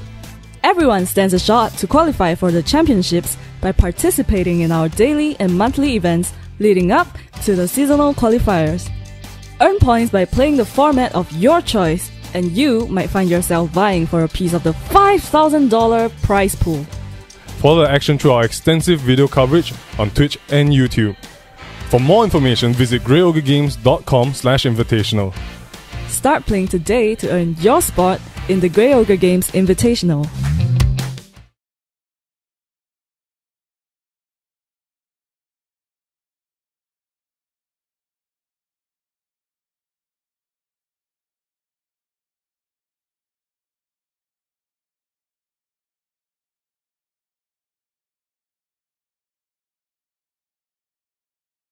Get ready to type. Hello, everyone. Welcome back to our more than modern weekly tournament here at Grey Ogre Games. My name is Mick. I'm one of your hosts alongside the suit, Mr. James Church Morley. Round two. Round two. Round two. Round two. Exactly. We're watching a match here between Ezekiel Cascon and Carrie Tan on left and right respectively. Ezekiel here is playing Mono White Headband. Yes, he is. Carrie here is playing, if you couldn't guess by now, with the double Lotus Bloom on turn 1. He's playing Ad Nauseam. And he's got great sleeves as well. Dak Faden. Yeah. Greatest seat in the multiverse. Exactly. And he does, he covers it up with the third sleeve cover. So Oof. like I think all his cards are like triple. So his deck is taller than a small baby. Exactly. Okay. There is a possibility, a very strong possibility that is true. So it's gonna throw this one out there. Yeah. Is the Mono White Hate Bears deck not sort of insanely favoured in this match? Yes, I know. It is like turn 2 Talia, that's it, right? It's We're just gonna scoop it up. Turn 2 Talia, and turn 3 if you can cast what's his name, the What card is it? Eidolon of Rhetoric. So you can only play one spell a Spell turn. a turn, like that. Then it becomes really tough. But Carrie last week we had Carrie on the feature match during the last game, and he made it through a Thalia and a Eidolon of the Rhetoric. So it's not out of the realm of impossibility here. I'm looking forward to seeing that again. That's Yeah. all I said. That's all I'm saying. That's what I hope will happen. But yeah, I definitely, I think Ezekiel is definitely favored in this matchup. But who knows, Carrie is a very proficient player. He is he understands this game better than a lot of us would at an age where previously at an age where you would probably never have picked up the game yet. Like, he's old. He's the old school. He puts the old in old school. No, Carrie is one of those, like, He's got original Alpha Yeah, Shivan dragons somewhere. yeah, pretty much. He hails from that era, that period with Calvin Hoon and Leonard and Leonard and the whole gang. Okay. So yeah. And 2 Lotus Blooms as well. Yeah, That seems like you've got to go for it. You On turn 4. you gotta try, you Yeah. gotta try at least. Was that sleight of hand, right? Turn 1. Yeah, yeah. Sleight of hand, yeah. So I think we're looking for tokens. Is that what we're looking for? Oh yeah. Yeah, real commitment to having the right tokens on the battlefield. I like that. Oh yeah. So we have a special box that is meant for tokens. And it looks like Ezekiel here going to be running. Well, we have almost every conceivable token here. I'm just trying to think what he's looking for in the Mono White Hate Bears deck. What token is he going for? Splicer. Oh, he's looking for a golem. He's looking for a 3/3 We golem. definitely have golems. We definitely have golems for sure. Come on. Someone come help Ezekiel out. Help him. Come on. Come on, man. So we're gonna see. So yeah, that Thalia becomes a little bit annoying, and I think Carrie here might want I don't think he wants to run out that Pentat Prism just yet. Oh, he does. Okay, and the Pentat Prism. Here's the cool thing: the Pentat Prism now comes out with 3 charge counters. Oh, Carrie only puts 2. What? So Pentad Prism, we're gonna Yeah. So Sunburst. Bring.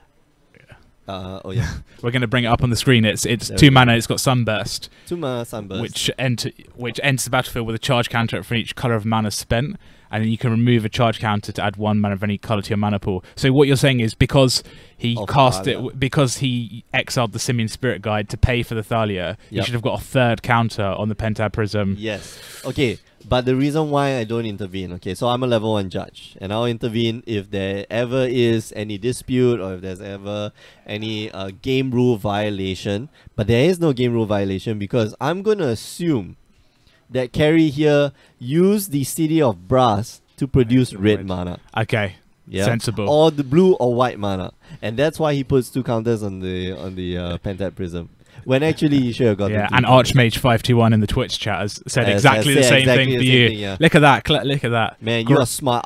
Archmage, Archmage. Great minds think alike. Yeah, exactly. You be smart, man. So we've seen some. But of course, here's the thing. Like, there's a bit of lag in the. I see. Okay. So he's smarter than I am because he pointed it out, and I'm just reading what Archmage 521 just said. Humility, Mick. Yes, humility. So we've seen something slightly different from Ezekiel. I've seen an Eldrazi Temple and a Thought Knot Seer. Now I like it. I like it. Yeah.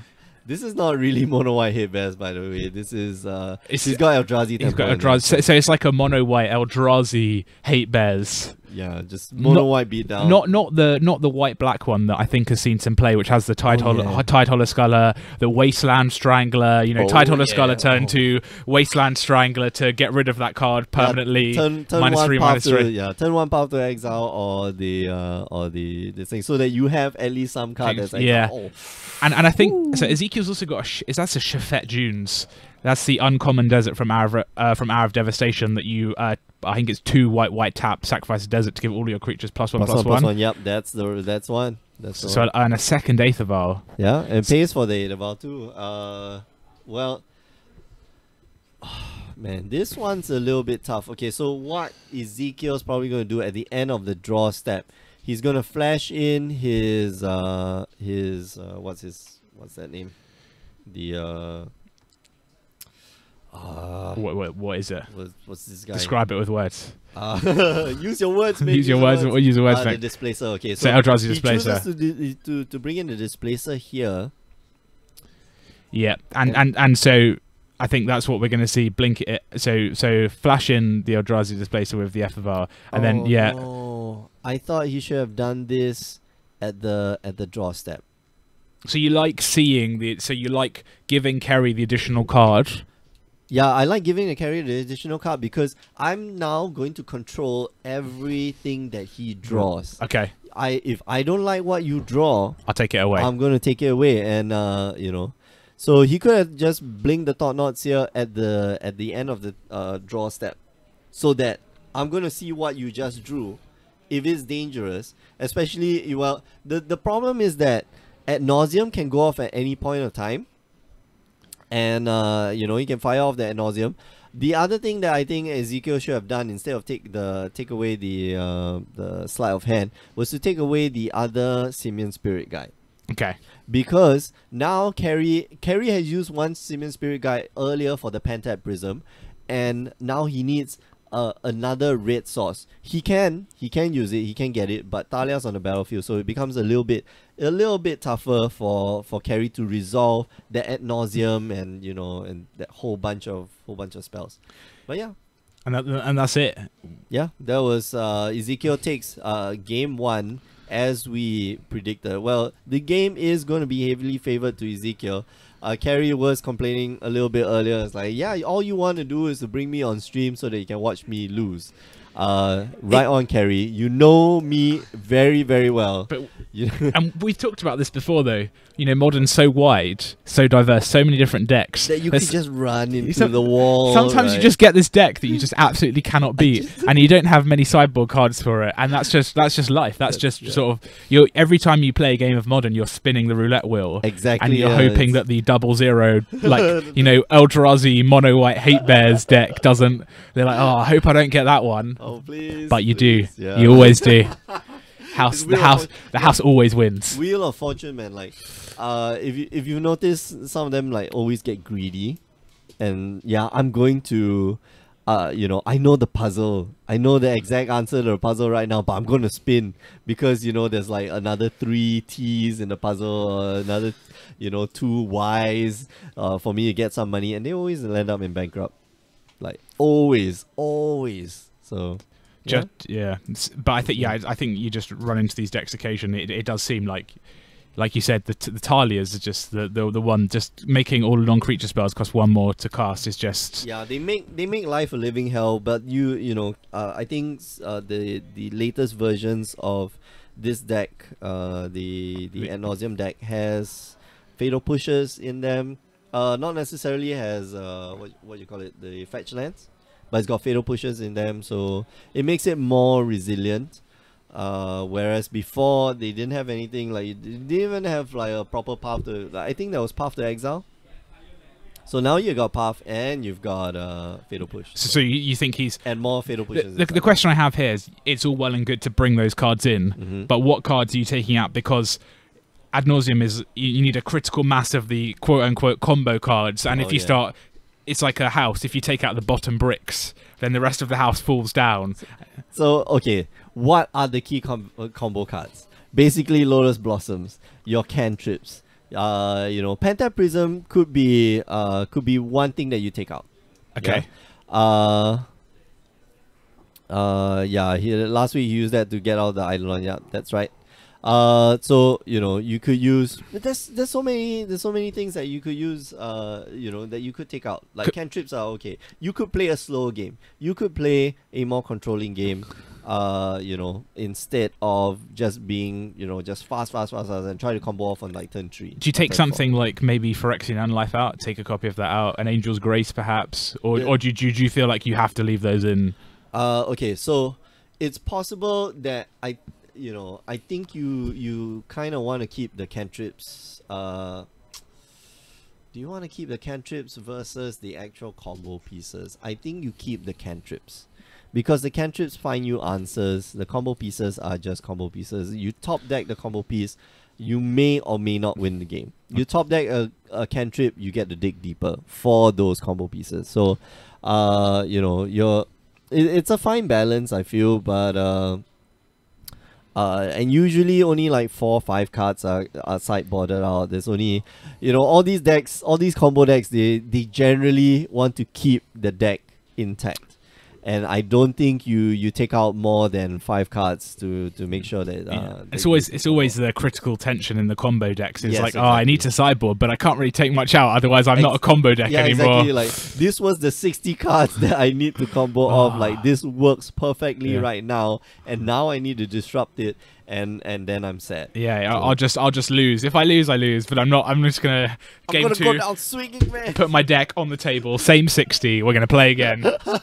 Let's roll that wheel again. Yeah. And Ezekiel has like even more, you know, more of those Trinispheres, and say, oh no. Okay, so let's see. Ezekiel here. Oh man, a handful of. I want to say nothing, but I think there's a Talion. Yeah, I think there's a Talia. It looks like a handful of medium cards. Yeah. Which is what you'd expect from the Hate Bez deck. Just a lot of medium-ish cards. A critical mass of those cards that just sort of do, you know, little bits of incidental slowing down, or and then that's what you have. Kerry taking a mulligan down to 6. Can he mulligan? Yeah, down to 6. He can mulligan down to 6. I think he can mulligan down to 5. Because you go. Okay, so if you mulligan down to 5, then you gotta pray. Okay, my opponent's got nothing. My opponent's got stone nothing, and I'm just gonna combo off on turn 4. So you just go for it. You just say, it doesn't matter. I'm going for it. If I lose, I lose, because, you know, I can't go any further. I can't go down to 4. Yeah. Okay. I think mulligan down to 5 is probably the least that you can mulligan, because you need at least 1 holy day. Not holy day, sorry. You need 1 Angel's Grace, you need your Ad Nauseam, and you need 1 Lotus Blossom. That's it. That's all you need. That's really all you need. And 3 lands. So that's 6 cards. So Kerry thinking long and hard about this hand, which suggests that it might be a fringe keep. Yeah, he's thinking about it. He's going to scry. Alright, so he's going to scry. He's going to keep this hand. Keep it on top. There you go. See something he likes. Okay, so he has given his opponent the go first. So Temple of Deceit gonna allow him to scry. Second Theros Temple we've seen in 2 rounds. Yeah. Oh, well, this is Ad Nauseam. Ad Nauseam runs all the temples because it is card selection. It is scries. You know, we don't know. You know, if you've never played during Theros block, you don't understand the importance of that. That first turn scry, and that's where, you know, that's where we have the what's it called now, the mulligan rule. It's a Vancouver mulligan. Vancouver There's a mulligan, Vancouver mulligan. because the Skylands were just that important to the history of Magic, or the history of like competitive Magic as it is right now. Yeah, and we're going to see a sea chrome coast from Kerry passes the turn, but again, Ezekiel turn to Talia. Yeah, that's tough. That's big game. That's hard. That's big game against this deck. Tax for 2. And Eldrazi so we're just Displacer. gonna go. Yeah, we're just gonna go beat down. So Eldrazi Displacer. So it's 2. Okay, if he wants to get rid of the Talia, he's got to do it now, and he does. Yeah, he does. And a foil. Wow, nice. Wow. Sweet. Big spender. Yeah. Foil set. Fatal push. Big Well, spender. Fatal Push, you want foil. Like Path to Exile, you want foil. Some of us can't. Some of us just have to make do with the regular fatal push. Well, That's fine though. It doesn't. That's fine. Magic's game for everyone. Very inclusive. $10 uncommon from a standard set still in print. Are you kidding me? Are you kidding me? Yeah, I'm just cracking packs for I don't care what the rare It's is. like the best EV to have either Kaladesh or no, Aether Revolt. Yeah. Just fatal push in the uncommon slot, Yeah, and then Kaladesh. Right, so we've got a Pentad Prism here. Mm-hmm. Comes into play with 2 counters on it. Yeah. So there. Yep. And then that's going to be a sleight of hand. Toxic Shores fires off a sleight of hand. I'm gonna keep one of those cards. So,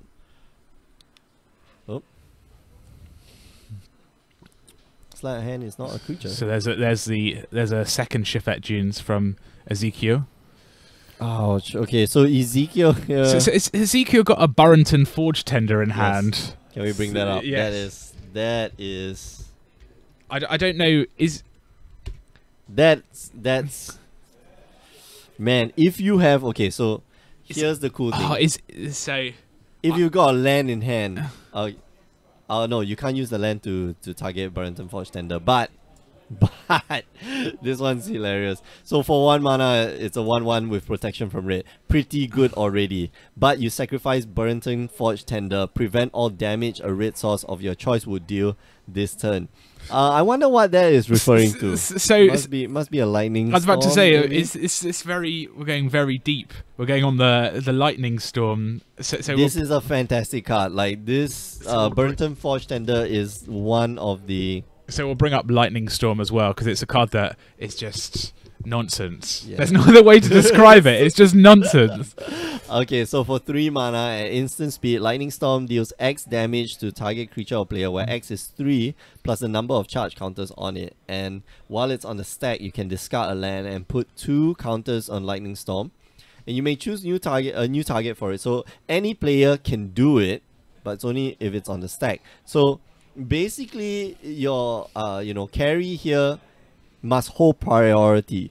When he casts the Lightning Storm, while it's on the stack, he has to activate this ability. Okay, so I'm going to discard. I'm going to discard 8 lands. 8 is 2, 19. Yeah, 8 or 9 lands. So I'm going to deal you 21 points of damage. Okay, now your turn. What do you want to do? And you can discard a card and then point it wherever it is. But that Burrington Forge Tender, all that Ezekiel has to do is sacrifice that Burrington Forge Tender, target the Lightning Storm, and the Lightning Storm deals 0 damage. So yeah. That's going deep. Yep. Well, I guess it has utility in the burn matchup as well. Yeah. Presumably stops damage from it goes all of the burn spells because it's a red source Burrington Forge Tender, so you can sacrifice it in response to a so lightning you can bolt. block. Yeah, you can use it as a blocker first, and then whatever spell is coming, you just like, all right, I'll just prevent that damage. Yeah. So. And then Ezekiel last turn played a Lin Arbiter as well. Oh yeah, which is good. And then we saw a Phyrexian Unlife from Kerry. So Kerry seems to be in a position where he's got one part of the combo piece, which is the Phyrexian Unlife. Yeah, so he's just looking for. All right, so he doesn't need too much mana anymore. All he needs is the. All he needs is his. So he needs an Ad Nauseam. Ad Nauseam, yeah. He's just an Ad Nauseam away from winning. he's but that Burrington. Okay, so he's not just an nauseum away from winning. He needs to get rid of that Burrington Forge Tender, and he needs to do it fast. He doesn't have a lot of time left.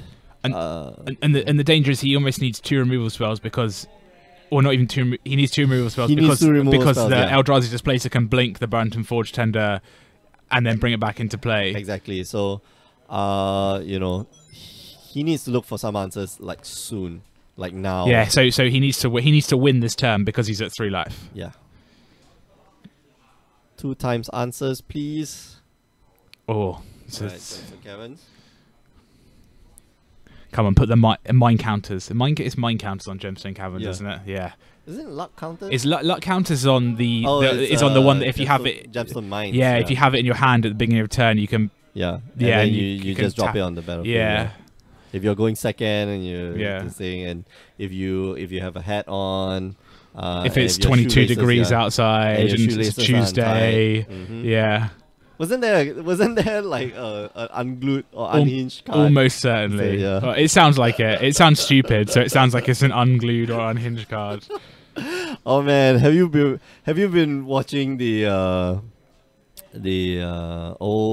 no. So that's a flicker wisp. Yeah, this looks bad. This looks bad. Wisp away the. He could have just attacked. Okay, so here's the cool thing. Like he could have just attacked, and then Carrie wouldn't think anything of it. And then okay, so spoils of all. Okay, he's gonna fire off now. Okay. So let's bring up Spoils of the Spoils Vault, of which the is Vault, yeah. a unique card, shall we Okay. say. So name a card and reveal cards from the top of your library until you reveal the name card. Then you put that card in your hand and remove all other cards from the game. So what is he looking for here? Okay, so he is looking for the ad nauseam. He's looking for ad nauseum. There Okay, it is. So he's found it. Ad nauseam. Fire off ad nauseam. Right. So we go -8. I love it. Hasn't been killed yet. Okay. So Pass the ad nauseam. So how does the ad nauseum interact with the Phyrexian Unlife? This is tough. Wait. So he needs. Well, he needs. Oh no. Is it not enough? Okay, so he's going to go to negative infinity. Slaughter Pact. He drew the Slaughter Pact earlier.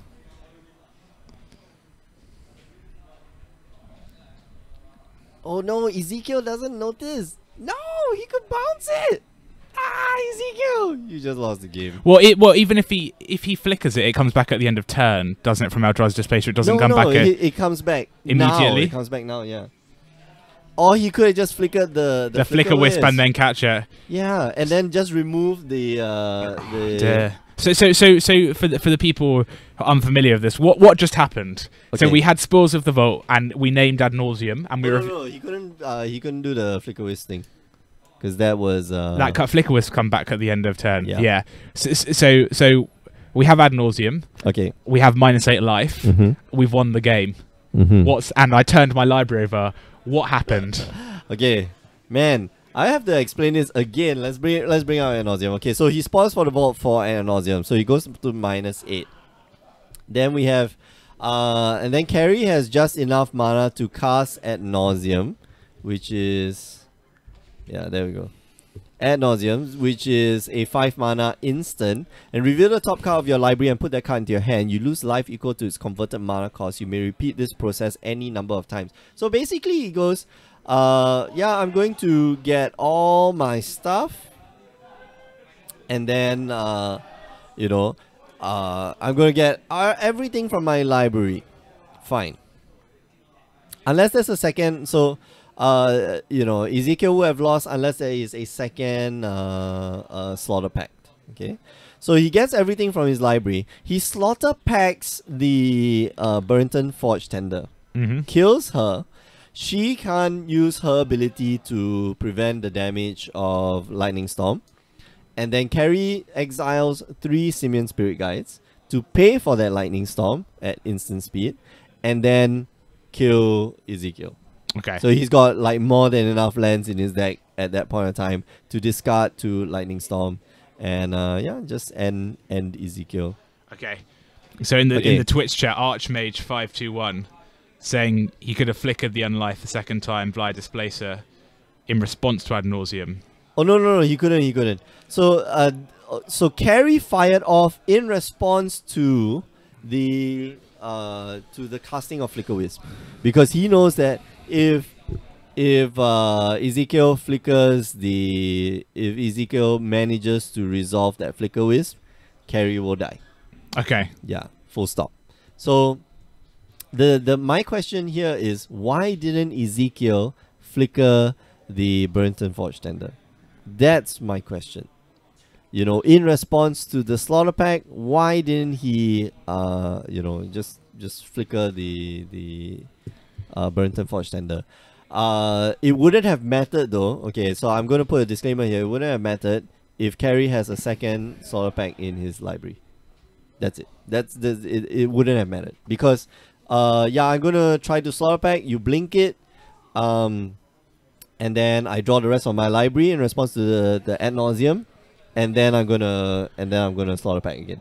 Yeah, difficult to.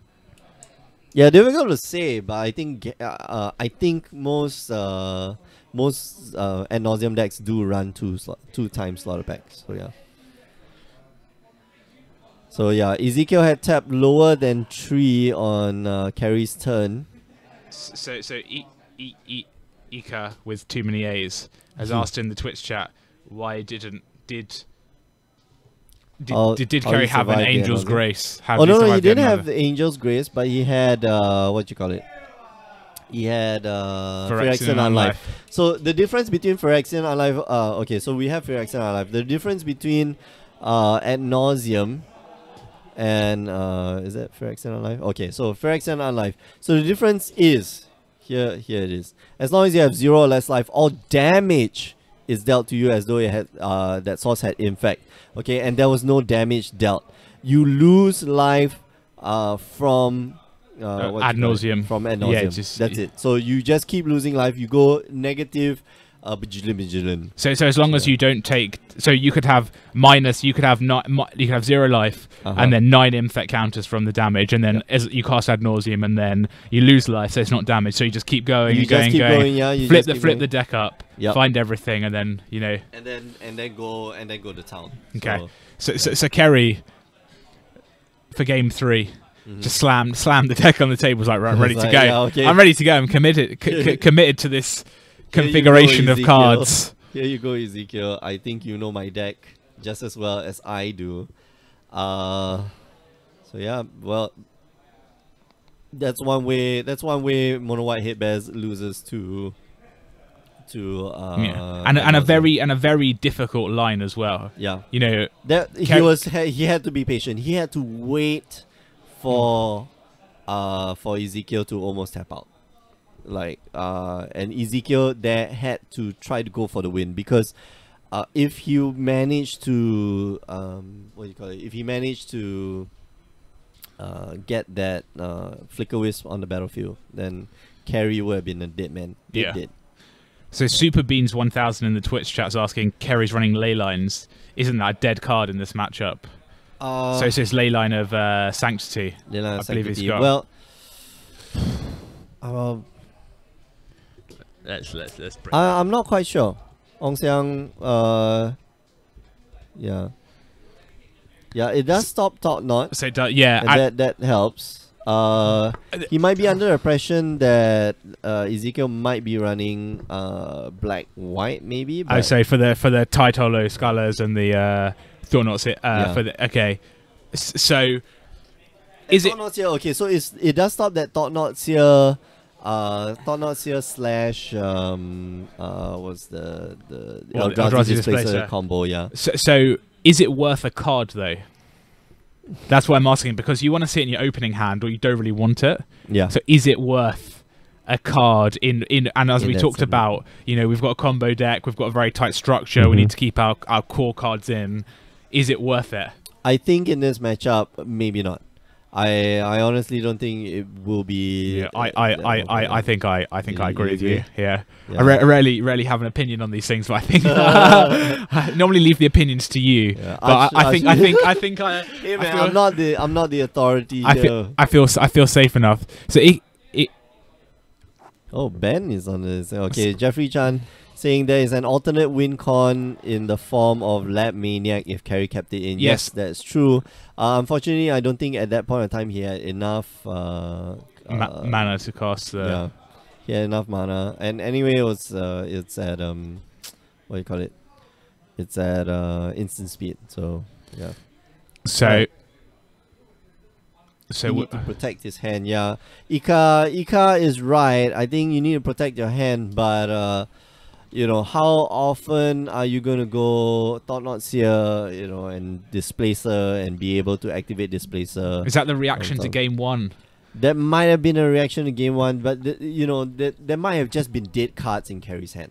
Who knows? So or Carrie's deck. He's gonna keep this. And Scry to the bottom. Super Beans 1000.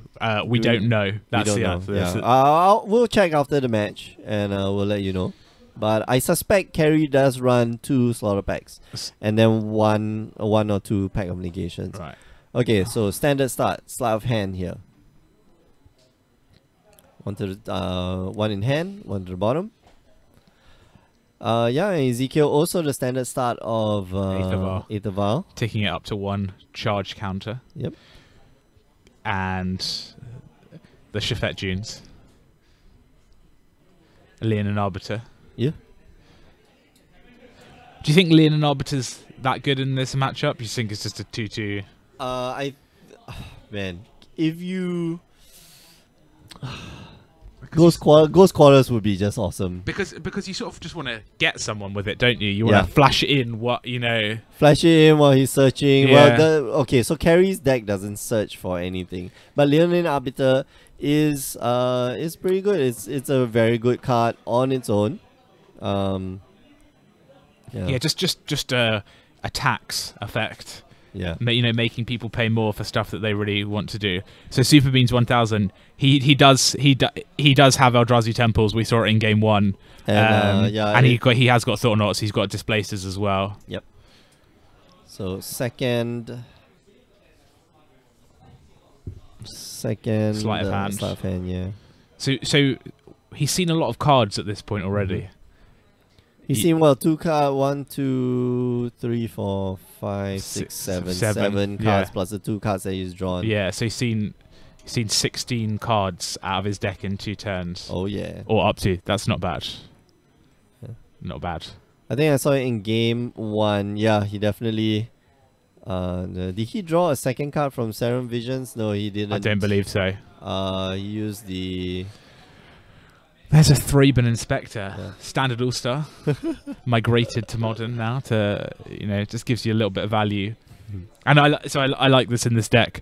Eldrazi Displacer blinking, the Thraben Inspector, just make those clues. Oh yeah, get those Make clues. those clues. Get them clues. And then, if it goes late in the game, just start drawing some cards. I love it. Alright, let's see. Phyrexian Unlife on turn 3. And does Ezekiel have anything to respond to that? Or does he want to? I mean, do you think we can see a turn 4 ad nauseum here? It's a pretty good situation for it, is it? Okay, so he need a Simian Spirit Guide. Wow, but you need a Holy Day. No, I don't think it's possible.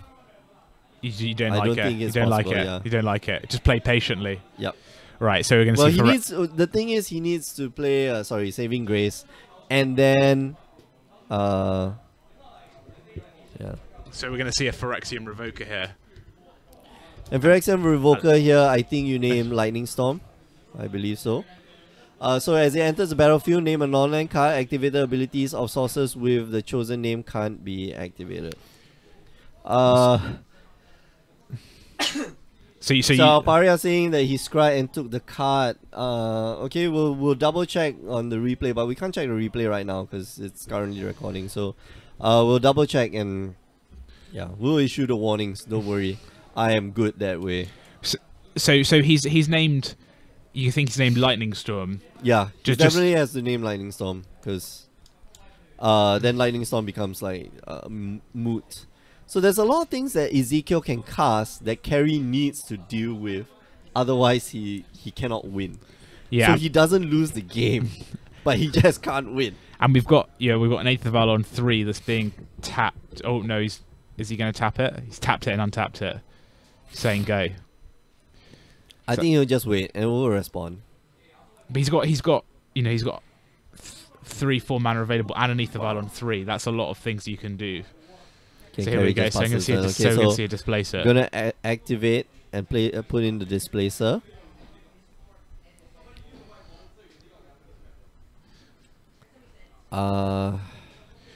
So Super Beans 1000 asking in the chat, is Slaughter Pact only non-black or both non-black and non-artifact? So let's bring up Slaughter Pact, yeah. Should we have a bet? No, it's just non-black. I was going to say I thought it was also non-artifact, yeah. Let's get the easy to read. Let's version, get rid of shall that. Let's get rid of that awful lot. Yeah, There we go. I like this. I like it. I like it a lot. Death is only the beginning of the end. Okay, so Ezekiel here just able to beat down. Wow. Oh, okay. No, Is that no, an no, nauseam? it's Yeah, ad okay. So nauseam. yeah, Yeah, Carry so- just fires so- off the nauseam. So that's it. Oh, sorry. Yeah, he didn't need the. No, he doesn't need it because he got the Phyrexian Yeah, Life, Phyrexian so Life, he I can forgot just about go, that. and that's it. That's Yeah. literally it. You know, it's just fire off the ad nauseum and And nauseam and win. Yeah. that's crazy. No, it's wow. And at the beginning of that game, we said that isn't the Death and Taxes or the You Eldrazi see. Taxes heavily favoured, and the answer is probably. Probably But yes. the ad but nauseum deck got there that time. you see, that's why I love watching Carry play. Carry is a legacy. He's a vintage player. He really thinks through his turn. He just sits down and like, if you see him like digging in the tank, means that this is a really important decision to make, and we can learn from that. Look at how much sideboard cards he put in. Look at this. So he's got the ley lines. It's 4 ley lines, So- supreme verdicts. You know, So- the whole shebang. What And- did he take out? Pentad prisms, maybe. Maybe.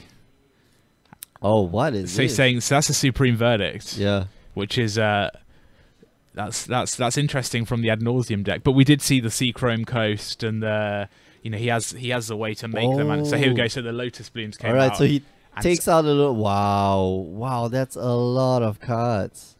What is that last card though? Oh, I don't know. Something that shouldn't have that art. I'm almost something that shouldn't look like that. An abomination. You don't like the Absolutely not. Thing? Yeah. I think the lands in moving away from the match now. The lands in Battle for Zendikar over the Gatewatch, nice. Yeah. Like those. Love it. Like those. They were nice. Uh-huh. And then didn't have any in Innistrad, and then Kaladesh artifacts. I can live with that. Yeah. And then nice. these things I know, appear. man. The- They look nice. They actually look nice. I thought that they would look quite bad. It's very hard to read the title of the card, It is and then but I think it's very hard to read the title of the it's card. very hard to read the title of the cards. But I love the foiling. Do you? I really like what they did with the card. It really looks very nice. I think the title could have been a bit better. Could have been You mean a done bit more little legible. Yeah, a bit. or yeah. or Slightly- legible.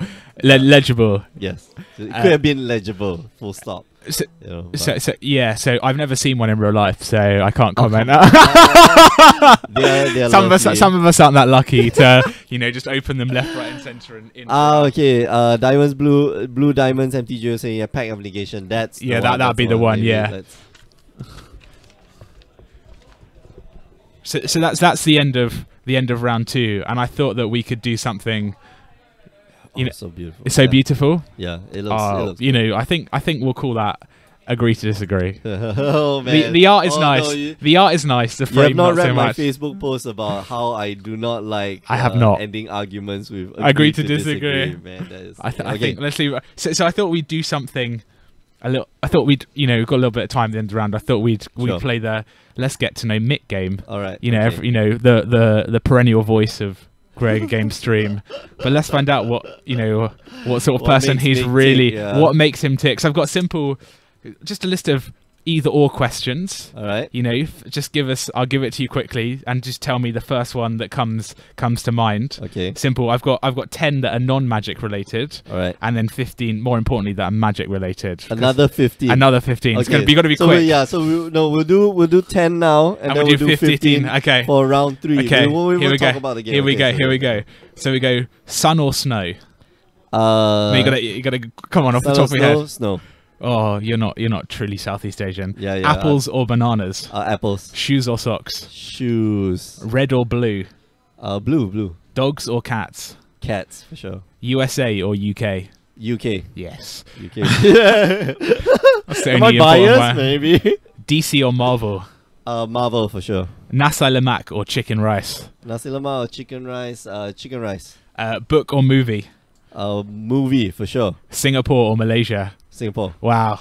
There we Singapore go. for sure. Like, So that's me. I thought we'd just go 30 seconds. So you like, yeah, I'm interested. You know, just get to know the host a little bit more. See That what was the fun. the mind behind the magic okay, is. so I gotta prepare stuff like this. Yeah, I've got Now I gotta do homework. No, I did this at work today. I'm interested. You like snow more than sun. Yeah, I like snow more than sun. What's going on there? Okay, so I mean, like, I did spend 2 years in Europe, and lived in Poland, the coldest place, second coldest place on earth, and It's not that cold. it's cold. It's cold, but we have indoor heating. And then you go to Portugal, where it's cold, and there is no like central heating. There's no like, you have a radiator that does snot. Like, really, it just doesn't work. So I don't understand. We don't have double pane glass. You don't have. Wow, how do you survive, people? But yeah, I mean, like, snow's fun. Snow's very annoying though. But so I assume some people in Singapore have not seen real snow, Like real snow, if yeah. they haven't been to either a foreign country or the Jurong Snow Park. Which is- Jurong Snow Park. I haven't been there, but I don't think that's real snow anyway. It's speaking as someone from the UK where it snows ever so slightly, everything just shuts down. In London, everything's cancelled. If it snows, that's it. It's game over. It's like no buses, no trains. It's like in Egypt, like if it rains just a little bit, like That's just it. like 1 mm of rain, it's like, oh no, we are not going out. This is the worst rainstorm we've ever had. Yeah. Our Egyptian listeners, if we have any, Shout out to our Egyptian listeners. nobody plays Magic in Egypt, unfortunately. Yeah, in the East Asia, sorry, not in the East Middle Asia, East South, and South North Asia Africa, and yeah.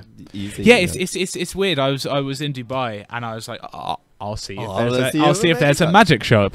You are clearly not educated there was about one. There There was one. Yeah, and I think they also did Pokemon as well. I was like, whoa, and that's just Whoa. No, definitely Europe, America. Yeah. It's certain parts of Asia is where it's big. Exactly. And yeah. then Africa as well. It's not very much in Africa. So Super Beans 1000 says they play Yu-Gi-Oh. Yeah. they should not play Yu-Gi-Oh. Yeah. Let's just say that. Well, they play Yu-Gi-Oh because there's nothing else to play. They play Yu-Gi-Oh and Hearthstone.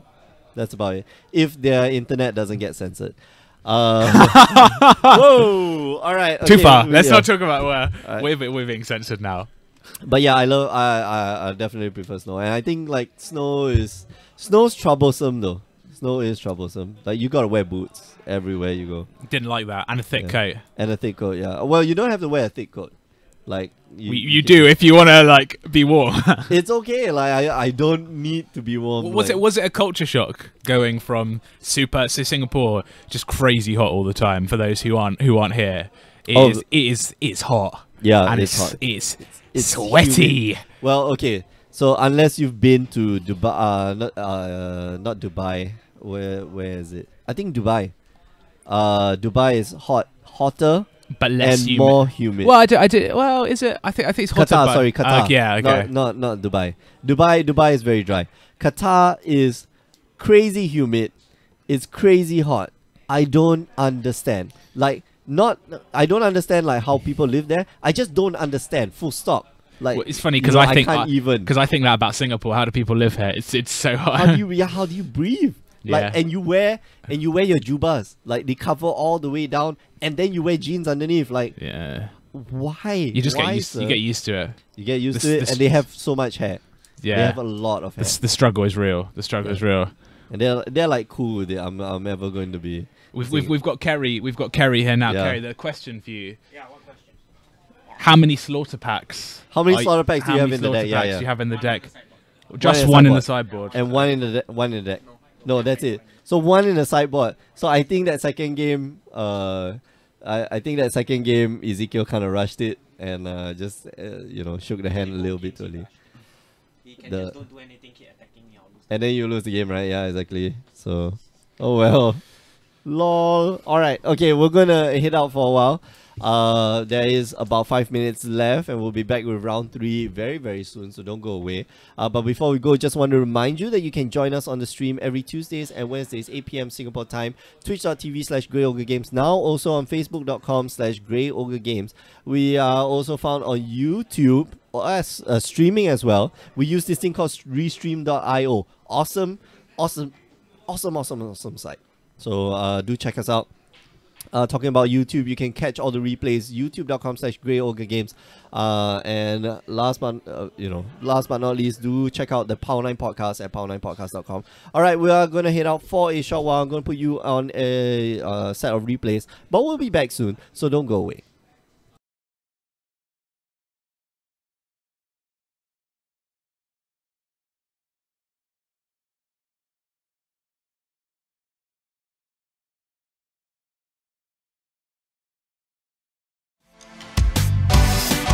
Start your journey on the Grey Ogre Games Invitational for 2017.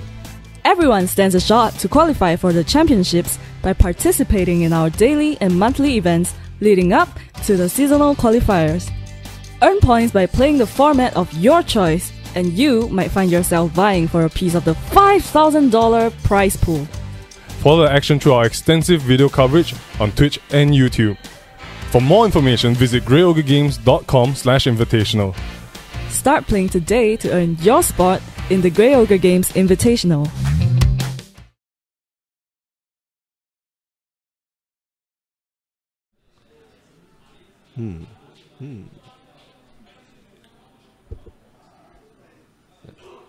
Hello everyone, welcome back to our weekly modern tournament here at Grey Ogre Games. My name is Mick, I'm one of your hosts alongside Jamie Snow. Hello. Yeah. We're watching a match here between Yongsen and Sullivan. I'm not quite sure what decks they're playing, but yeah, this is the first time I've seen Yongsen here playing Modern in a very long time. Very, very long time. So I'm excited to see what he is bringing to the table. And there we go, like the clap of like power. Oh, okay. It looks like he's I overheard, or at least we had this conversation earlier at the counter where he was talking about, what if I use, what's that, the one that triggers things twice? You will know. I know the Hearthstone equivalent. No, yeah, okay. But, never mind, we'll find out. Is that 4 mana artifact that will trigger things twice? Oh. MTG 4 mana artifacts. Wow, is that really the card search? What, it doesn't No, it doesn't. Ataka Monument? No, Oh well. it's okay. It was worth a try. Don't worry, it's okay. Okay, so Yongsen here, not quite sure what is. I think he's playing what, some Abzan. Looks like some Abzan build. Yeah, Kambal. We're gonna start off with a Birds of Paradise. Does he take 3? Yes, he does. Probably looks up for the Overgrown Tomb, and he does. Ingmoth Nexus here. Oh, okay. So Sullivan is playing, Affinity. Straight up Affinity. Okay, gonna cast Vault Scourge. Gonna take 2 points from that Vault Scourge. Activate. Able to activate the Mox Opal because he has Metalcraft. A second Vault Scourge and passes the turn. Yongsen here, staring down a potentially nasty board here. Restoration Angel would be good eventually. but doesn't have any lands and casts the Safi. Okay, so I think this is the infinite combo deck where you have Safi and you have what's that? What's the guy's name? Renegade Rallier. So Renegade Rallier, when it enters the battlefield, yeah, let me bring it up. Renegade Rallier enters the battlefield if you trigger Revolt. So if you trigger Revolt, what happens is, let me see. There we go. If a permanent you control left the battlefield this turn, return target permanent card with converted mana cost 2 or less from your graveyard to the battlefield. Very simple card, but it works with Safi. What's his name?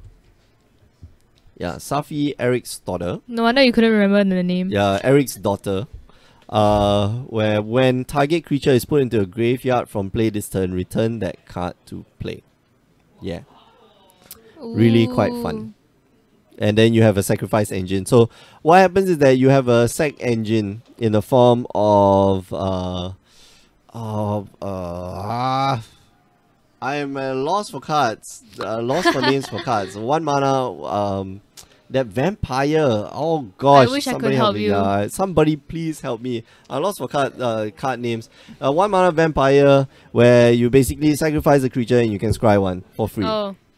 I'm And sure then you do someone it, in the you do it over and over and over again. You use Safi to sacrifice and look, to target Renegade Rallier. Sacrifice a Renegade Rallier. It comes back to the battlefield. You bring back Safi, and then you do it over and over and over and over and over again.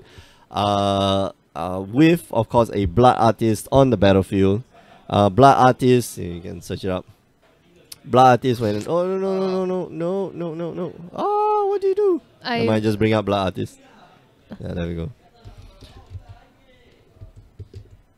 Yeah. Yeah. So Blood Artist, when Blood Artist or another creature dies, target player loses 1 life and you gain 1 life. Very simple. So it's an infinite loop. Full stop. Oh. Free Gold Nature says Viscera Seer. Viscera Seer, that's the one. Viscera Seer. Even that I can't even remember. Oh my gosh. I'm getting old. I just don't remember what the cards name. The cards names are. I just remember what they do.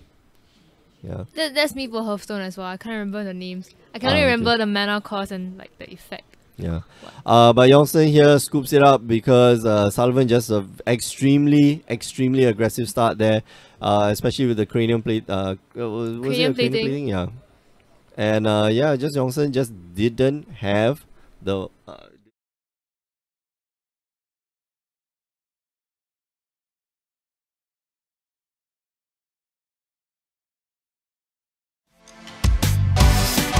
Start your journey on the Grey Ogre Games Invitational for 2017. Everyone stands a shot to qualify for the championships by participating in our daily and monthly events leading up to the seasonal qualifiers. Earn points by playing the format of your choice, and you might find yourself vying for a piece of the $5,000 prize pool. Follow the action through our extensive video coverage on Twitch and YouTube. For more information, visit greyogregames.com/invitational. Start playing today to earn your spot in the Grey Ogre Games Invitational.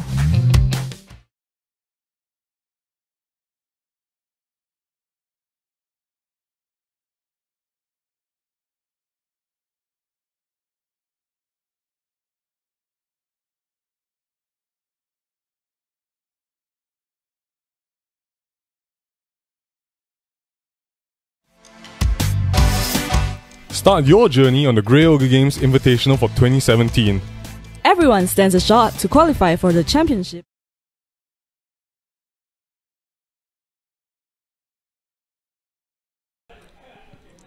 Alright, quick turnaround. Hello everyone and welcome back to our More Than Modern tournament. It's our weekly Modern tournament here at Grey Ogre Games. My name is Mick. I'm one of your hosts alongside the suit, Mr. James Church Morley. Round 3, we've got a doozy. Yeah, we got a doozy, man. This is the intense matchup of Tron v Tron. I love it. Yeah, oh man. You will love it. This is what the people want to see. This is what I want to see. Yeah, this is what you want to see, and you, sir, are a selfish man. I want to see some. I want to see some big mana. All right. I want to see some big creatures. Klein here is playing green, black, Tron, and Jay. Where's Jay's deck? Where's Jay? We don't have Jay's deck on there. Yeah, we don't have Jay's deck here. Well, he's playing Tron. He's also playing Tron. So You know, there's so many different shades of Tron. Doesn't matter. It's all good. It's all the good stuff. oh gosh. There we go. Ghost Expedition map. Oh gosh. Ah, Basilisk Collar. So he's playing Eldrazi Tron with the Basilisk Collar main board. Okay. All right. So it is Eldrazi Tron. Yeah. It's not. So there is some interaction. I was Yeah. gonna say like, okay, now we can do the 15. So Yeah. what's the interaction? I'm going to play an Endbringer, and then I'm going to play a Walking Blister. Then I'm going to put Basilisk Collar on it and ping all your creatures until they die. Is that the interaction? No, but then Thought not, sir. Klein doesn't have any creatures. So it's just this is an exercise of I kept the better hand and you just did it. So we can also play the fun sub game of do the commentators know what the Tron lands are? Yeah, we could. But we're not going to. Because, it tripped me up like 3 weeks in a row. Oh no! So It's just I'm not even two. I'm going to go with. Look at this. 2 Urza lands for Klein. two 2 Urza lands. 2 different Urza lands. 2 different Urza lands. Plays a Chromatic Sphere. Cycles. And Fatal Push. Okay, on Yeah. the Walking Blister. That's Wow, fine. And then that's Jay's going to interesting. ping Klein for 1. All right. So Next. Expedition Map means he will complete his trifecta next turn. That's what people want. Does Jay have? No, he doesn't have Natural Tron there. Wow, so he's got Seagate Wreckage. Yeah. And then Oh. a Matter Reshaper. All right. Okay. So I'm gonna get me a whole bunch of mana, and there we go. Are we going to see? Mine. Are we going to see an Ugin? No, he can't cast the Ugin yet. He's got 8. He can play his land and then cast. He'll have Ugin mana. He has Tron +1. No. He tapped out. He tapped out last. Oh, time. sorry. Yeah. So I think that was He has got the Ugin though. slight mistake there. I I was think about that to should say, have been surely done, you'd yeah. want to You do it want all to in one turn so you can play your. Although Ugin loses its utility against the deck that has only colorless creatures in it. exactly. I didn't think spending that fatal push there was very important. So But you've yeah, got- that lifelink is going to be a bit annoying, but it's gonna die. It's gonna die. Yeah. And that's so much. Oh my gosh, there's so much mana. Look There at is that. so much mana. It's glorious, isn't it? Oh god. There you go. So sacrifice the Chromatic Star to for green, for green and black. and then draw 2 cards. He could play that Old Stone. He could. But I think he'll play the Ugin. I don't know about you. So Oh, he's going to also play these. blow it Going to up. play Oblivion Stone. Alright, so Klein here taking the... Actually, this is quite interesting. Klein here being the control deck and he's taking his time. Klein earlier today was telling me, Mick, thanks for... Well, I'm going to give myself a pat on the back. Mick, No, thanks I'm sure for you are. running the play. This is a very nice... So we're going to bring up the art for Oblivion Stone. Oh, look at that Iconic Masters. Oh, this Iconic Masters. Oh, man. I need to get a foil of this. Of course. Oh, gosh. Oh, man. Oh, you're a degenerate, aren't you? Yeah. Oh, so pretty. It's so pretty. Oh, man. I am so excited for Iconic Masters. You ready to draft it?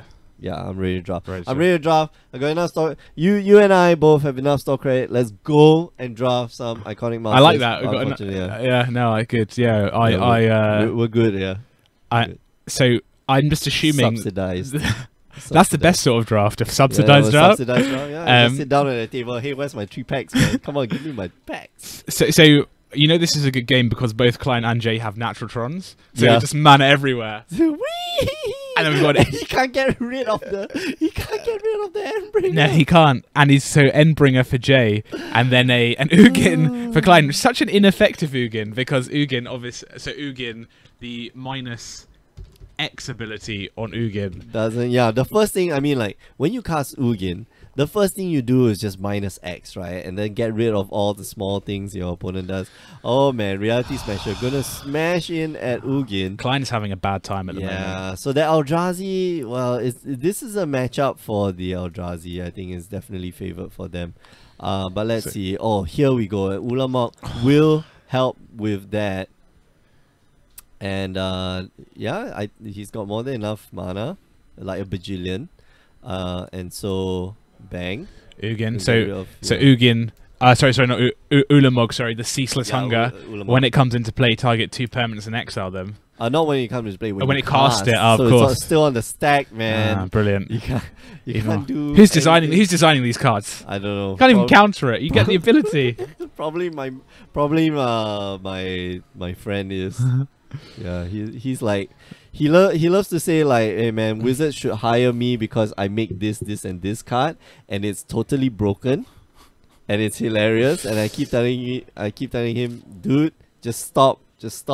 It becomes not funny anymore. Like the cards you produce are bad. Like full stop. So How can you spend 1 mana and deal 4 damage? Deal 4 damage to target creature or player, no drawbacks. So what's better, a Matter Reshaper or an Ulamog the Ceaseless Hunger? I think Ulamog is slightly better. Correct. Just slightly, just ever so slightly. And yeah, So I think Jay needs an answer Jay's very in very trouble. quickly, because I think he's going to lose from. The decking and the decking and the damage are going to happen simultaneously after the second attack, but he needs an answer this turn. Okay, what he needed was a land. What he needed was the Tron land. Then he could cast his own Ulamog and probably strip Klein of that black and green mana. But unfortunately, it just doesn't have the land, and Jay is just going to deck out. So Thought Not Seer sees Alright, another take the- Tron. yeah, Sees a take the- useless Tron land. Oh, he can't take the Tron land, right? Non-land card. There So we go. another Ancient Stirrings.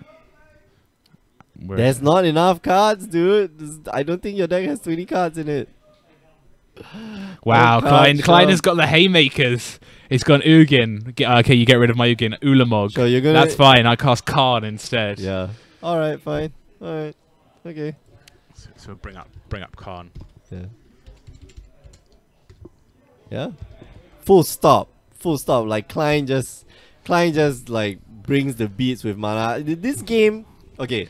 This game is not degenerate as I thought, but whoever has Tron first probably wins the game. And I thought Klein was in a lot of trouble until he top decked the Ulamog. the Ancient Stirrings, ancient so- stirrings and that then brought right, him into an yeah. Ulamog. So It's just mad. Yeah. It's just like we're just gonna play some things for a couple of turns, find our lands, and then we're just gonna. It's literally who has the last haymaker, because that's the most. It's not the That's the first most one. of it, yeah. It's who has the last one. Because imagine if Jay found an Ulamog, then he exiles Klein's Ulamog and a land, and then he's like, right, well, I'm gonna start attacking you, Yeah. and you're gonna start exiling, and then Klein finds a Karn, and then he's like, well, I'm gonna exile that's your it, Ulamog, and then we're gonna go back. we go back and forth. It's just incredible, powerful cards. So what I thought Klein should have done just now, instead of getting rid of the 2 threats, was to get rid of the Endbringer, and then because Jay was consistently not getting any Tron lands, get rid of 1 more Tron land.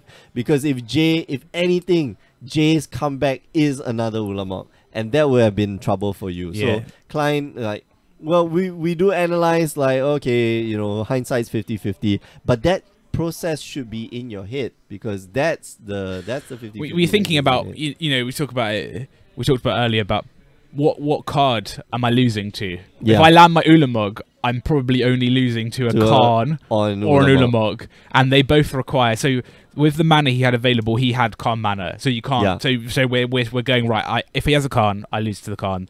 You know, I don't lose to it, but you know, he gets rid of my Ulamog. I move on with my life, but I can stop him. Yeah. I can cut down his number of outs in his deck from 4, for example, to 1 or 2. Exactly. By exiling that Tron land, and that's you know something you need to be thinking about. Like what I'm through the door. Uh-huh. I want to shut the door now. I want to shut And the then door in it's your like- face. You know, and how do I do that? I exile Tron lands. That's what I do. That's why, yeah, exactly. So, you know, Klein there playing. Okay, so we've talked about this a lot before, right? Playing while you're in the lead and playing while you're in the back. Like on this show, when we look at the board state, like there's only 3 questions that we ask. What's the best draw? What's the best play? That's one question. Okay, what's the best draw? What's the best play? What am I going to lose to, and how am I going to what's my best draw? What's the play? Yeah, what's the play? What's my best draw? And what am I going to lose to? And that's always the 3 questions that we have to ask, because, you know, how am I going to win the game is not, you know, is not the right question to ask when you are ahead. because you are winning the game. How am I going to lose this game should be the question that you need to ask yourself when you're ahead. So yeah. We should get that on t-shirts. What? We should get that on t-shirts. Oh. The 3 questions I Oh, need to yeah. ask. You know, just in case. Just in case. You forget, you can look in a mirror and you can see what do I need to know about this game. Ben, I don't know if Ben's on the stream right now, but Ben did tell me there's 2 rules to playing shops in Vintage. First one is, if you could choose between playing Magic and preventing your opponent from playing Magic, you choose the latter. Okay. And then the second rule is, if your opening hand doesn't follow rule number 1, mulligan. I love it. So that's the. And we were talking about t-shirts as well. Yeah, we need to print those on t-shirts. Sounds like a miserable mirror match. Oh, that's a lovely mirror match, man. Is like, it? The first guy to land at Trinisphere is like, yeah. I think okay, we have different definitions of lovely, don't we? Yeah. Silly me sitting down at this table wanting to play Magic, where all you want to do is stop me playing Magic. Yeah, just like, oh, nice Black Lotus in your hand. Yeah, my Trinisphere is much strong. Wow, Okay. there we go. So Jay with the turn 3. All right, He's got a natural. He's got natural Tron. And then Embringer. Oh no, this is And then all right. Ancient Stirrings, Client hopefully Digging. to look for that last Tron land. I think that should be the last one in hand. No, that's Tower. I think that's double Tower. Oh, looks like he does. So have he Tron has land, another yeah. he has another Tron land in hand, but he'll need to wait till next turn to play it. Yeah, so that's mine and Tower already. Wow. So just Jay as a has power. all the mana you could ever want. So Yeah. Thought Not Seer. Okay. What so, right? What do you take in this hand? you take the Ulamog. You take Ulamog. Yeah, full You stop. Ugin. You don't think is good against this board. Ugin is rubbish. Yeah, right? Ugin is bad against this board because all you have to do is just hit it one time and then Ugin goes down, and then Klein plays another one and then Ugin goes down again. But that Ulamog, once you land that Ulamog, like 2 cards leave the table, and those 2 cards could have been really, really important to your game. Well, they could have been your Thought Not Seer and your Embringer. Yeah. No, it'll probably be your Embringer and then one of your Tron lands, or it could be both your Tron lands. The ones that are totally different right now, which is the Tower and And the he mines. he took Collective Brutality. I was going to Okay. ask, how do you feel about that? Wow, I actually don't know how to feel about that. I am curious as to what is in Jay's hand. We'll ask. Yeah. So he's got the 2 lands. So he can. Oh, I drew a Khan off the top as well. Right, okay, so this is how you start to lose the game. And So, and Khan exiles Thought Not Seer. okay. So- Of course Khan's gonna die soon. But So Khan's going to die to the Embringer yeah, this turn. for sure. But that gives Klein enough time to play his other Tron land and then play the Ulamog. Oh, what happened? Oh no, the camera. The camera. Okay, there we go. All right, camera's back. What happened? Oh well. Oh, I know what happened. Okay, I know. Well, Ika asking in the chat, why did he not sideboard out the Ulamog? The the Ugin, Ugin. sorry. I don't know. I honestly Yeah, don't know. maybe I you don't think- have any cards you want to bring in. Yeah. Well, I guess if it goes really long, can't you just bolt them every turn? That seems very slow, though. That seems very, very slow. Just tick up Ugin, just bolt your opponent. Just I don't know. I don't know. Well, if he doesn't have any of those, And Jay's landed his own Ulamog, and Jay has made the play you like. He's exiled exiling two Tron lands. lands to stop. yes, Jay's seen the T-shirt. He Yeah. knows You that know, he yeah. knows. prevent opponent from playing Yeah, Magic. Yay! he knows. Yay! Yay! He's seen the T-shirt, and he knows. Well, he knew Klein had, He knew Klein had like those Tron lands, and so and you he know, knew, and you he knew he strip had the him of- Ulamog, and that's the only way that Klein's gonna win. Yeah, Yeah, And, Klein's Klein's had just enough. gonna- Klein's had enough. scoop it up. And these guys are playing quick. Yep. These guys are playing very, very quick. We're only like 16. 16 Yeah, minutes. I like into it. the I can match. respect that. I Yeah. can respect that. Well, it does seem quite linear, you know. I'm going to do stuff, you're going to do stuff. And, That's you know, why okay. So I thought this was going to be less interactive. That we could go through Oh, no, your remainder. We're going to list. get there. Don't worry. No. We can do it. We can do it now. We can do it now. No, we'll get there after While game they're 3. shuffling, you know. Well, no, we'll get there after game 3. We'll get there. It won't. This isn't going to take long. This game.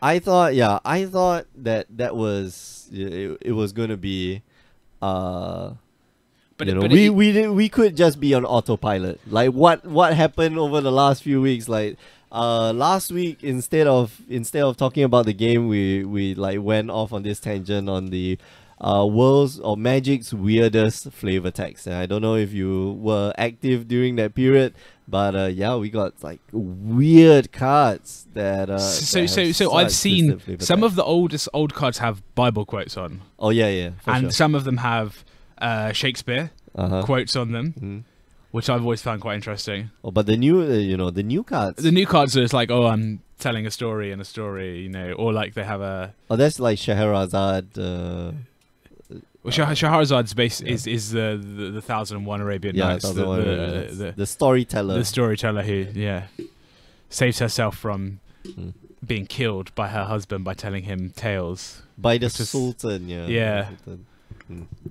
Anyway. Right, so we're off to game 3, and we're going to see a chromatic star. Drives Temple into Expedition map. Okay, how are you with white bordered cards? How do you like? Do not mind. Quite flexible. Quite flexible. I think the most important thing is you can play the card. Oh, okay. But I don't. Well, we'll come to the questions later. there may be a question. Oh, so there's something in it. So we've got this is a what is this the dream? This was the dream in the Tron deck. Yeah, this like is what the original, but this was in the original in the mono red Tron deck that they had at the Pro Tour that the Eldrazi Winter. This was what you wanted.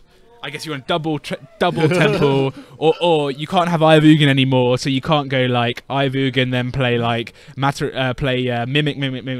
Yeah. Turn to play temple, tap it, and Exile Summit Spirit Guard, Reality Smasher, boom, attack you for 25 turn 2. But if you're playing like a mid-range Eldrazi deck, turn 2 Thought is pretty good. Yeah. But he doesn't have it. He doesn't have Tron lands. That's the doesn't problem. have any Tron lands, and that's the axis that this game is being fought on. Who has the Tron lands? Because now Klein has. He's got the mana, and that Thought is good, I guess, but it's not better than it's gone. Like that Thought here is gone. Wow. Okay. Reality Smasher. Okay. So So here's the problem. That oh wow. Okay. So he needs like a Tron land right now to cast that Ulamog, but he doesn't. That Ugin's kind of useless, but he's just going to blow up everything. Sure. So going to blow up to Oblivion Stone, tap it, exile all permanents without fake counters on it. Oh man. No, not exile, just destroys. Just destroy? Destroys, yeah. Okay, so Jay here is just stuck behind quite awkward mana. So Matery Shaper, Expedition map again. Yeah. He needs the Tron lands. Yep. He needs them. There's sort of the weird tension in this deck is that you need the Tron lands, but you sort of want to be playing Thought Seers as well. And especially when you've got Matery Shapers, you sort of want to go Matery Shaper, Thought Seer, Reality Smasher, but you also want your Tron lands so you can go, well, I need to cast my my Ulamog at some point. Because especially in this match where your Matery Shaper's probably not going to get the job done against the Khans and the Ugins. It'd be interesting to see if Klein has a World Breaker as well. That's the other thing. Yeah, but I suspect that Klein actually, well, we haven't seen it in game 1, game 2. I know that Klein's deck definitely runs World Breakers, but just start destroying those lands. Yeah, you just want to get rid of those lands, and you see this is what's happening. Oh man, he might just so what Klein will do here, I hope he will do, he'll activate the Khan -3, take away one of your lands, and then cast the other Khan, and then take away the other of your lands. Here we go. Okay, so this is he's doing it. He's doing it. So he's learning. He is picking it up, which is great. Chromatic Star here, another Khan. So Ugins, and he's gonna look for a colorless Eldrazi, which will be probably Emrakul. Okay, he's ambitious. He's pretty far away from. Wow, Emrakul. And Jay scoops it up. Yeah. Okay. Not interested. Yeah, I'm not gonna let you resolve an Emrakul. Yeah. That's a quick one though. That took about 4 minutes. So yeah, there's he couldn't cast it. Like Klein definitely couldn't cast it, but whatever, man. I'm definitely not winning this game. But you were right though. It was the first person to reach the Tron, yeah, Tron first lands. person to hit Tron wins. Full stop. Yeah, like that's the minute you get more mana than your opponent, you win. You see that draw in game 3, Jay's draw in game 3, where Eldrazi's Temple, Thought-Knot Seer, against most decks in Modern, you'd be like, "Hello, we're gonna have," and we're having fun. And then Reality Smasher turn 3, you're like, "Wow, we're having a great time." I'm beating you on turn 4 Against full Klein, stop. he's just like, "Great, have a good time, overextend Oblivion Stone, and then Khan again." But hey, we're having fun though. We're playing Modern, you know. You can do. Yeah, you can do ridiculous things. Yeah. Man. So yeah, that's the end of the game. So we're going back for round 2. So after round 2, we had a brief question and answer session with Mick, just trying to find out a bit more about the voice behind the magic. Yeah, no, you don't have to find out much. You just need to watch the show. Twitch.tv/GreyOgreGames, Facebook.com/GreyOgreGames. But to spice it up a little bit, we've got some some simple questions to just try and find out what makes Mick tick. Okay. So just first thing that comes to your mind. These are now magic related questions. All right. Okay. So lightning bolt or ancestral recall. Lightning bolt. Ooh. Urza or Mishra. Urza, for sure. Phyrexia or Eldrazi. No. Oh, I've got Eldrazi. Oh, Eldrazi we'll first. come back to that. Yeah. Merfolk or Goblin. Merfolk. Elf or Vampire. Elf. Haste or Flying. Flying. Jace or Gideon. Jace. Oh, boo. Jace. You're like every Magic player. Jace. Chandra or Nissa. Chandra. She's hot. Oh, okay. She's okay. Well, hot as in temperature wise, because she's just like okay. She's the one. She's the one. Okay. No, actually Liliana's the one. But okay. Yeah. Enchantment or artifact. Enchantment. I have a long history with enchantments. You like enchantments? I love. Okay, here we go. Nicol Bolas or Ugin. Ugin. Ugin. Sure. Love the good. Indestructible or regeneration. Oh man, indestructible. You like it? You don't like is the new templating for regeneration? Yeah. Okay. It just boggles me. In the Phyrexian mana or storm. Phyrexian mana. Okay. Multicolor or hybrid. Multicolor. New border. No. Hybrid. You like hybrid more. Hybrid. New border or old border. New border. Oh. Love the new border. And then commander or draft. Commander. Oh well, you're such a disappointment. What you like Eldrazi more than Phyrexia? Yeah. Okay, so I like Eldrazi because the story there is just it's so fantastic. Well, the story of new Phyrexia and the Phyrexians, invasion and scourge and that was fantastic. But like you didn't get this sense of a world that was you get the sense of a world was connected, but not connected to other worlds.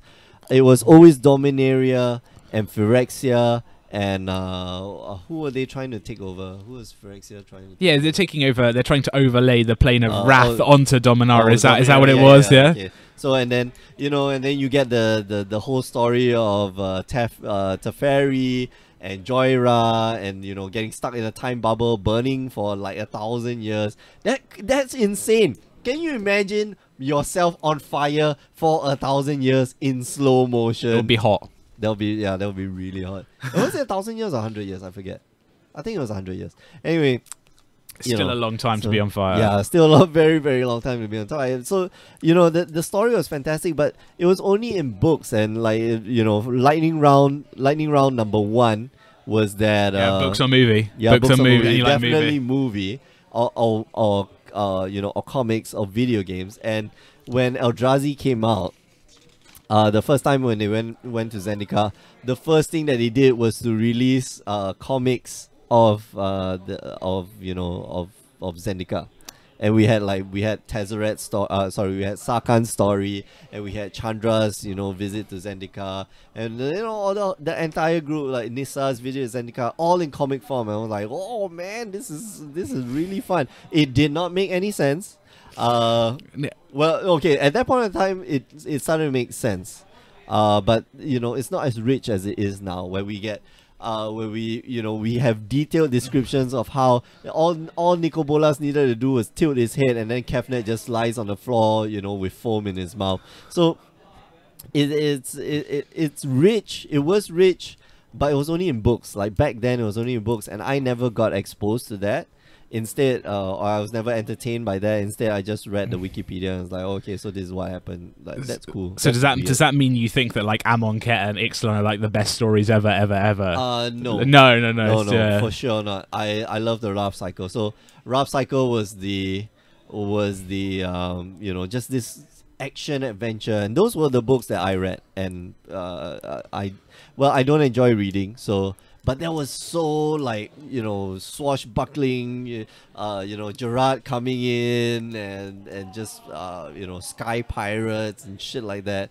And that was the Raft Cycle was like the best stories ever written because it was weird. It was dark. We saw Stark, betray his friends. We saw, Well, the theme is like genocide, right? Yeah, exactly. The theme is Phyrexians like eugenics. Yes. And then there's like what they want to do is genocide. And then I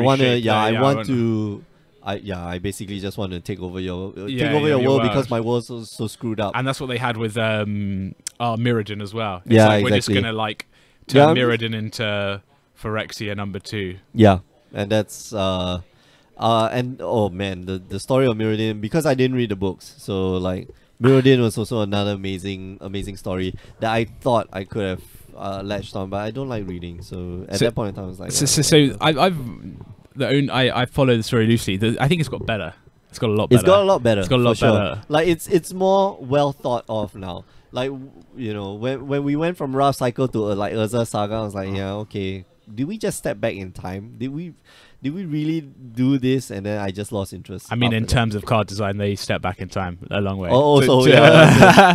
They step way forward in time, so far forward that you gotta you gotta stop the speeding bullet. But it's I think it's more cohesive now. I'm waiting for that Magic movie.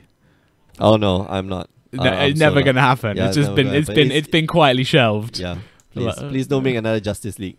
Yeah, and I'm excited for Justice League tomorrow, but I think it's gonna be bad. So yeah. I like. Okay, so the Flash in Justice League, is that Wally West? That's Wally West, right?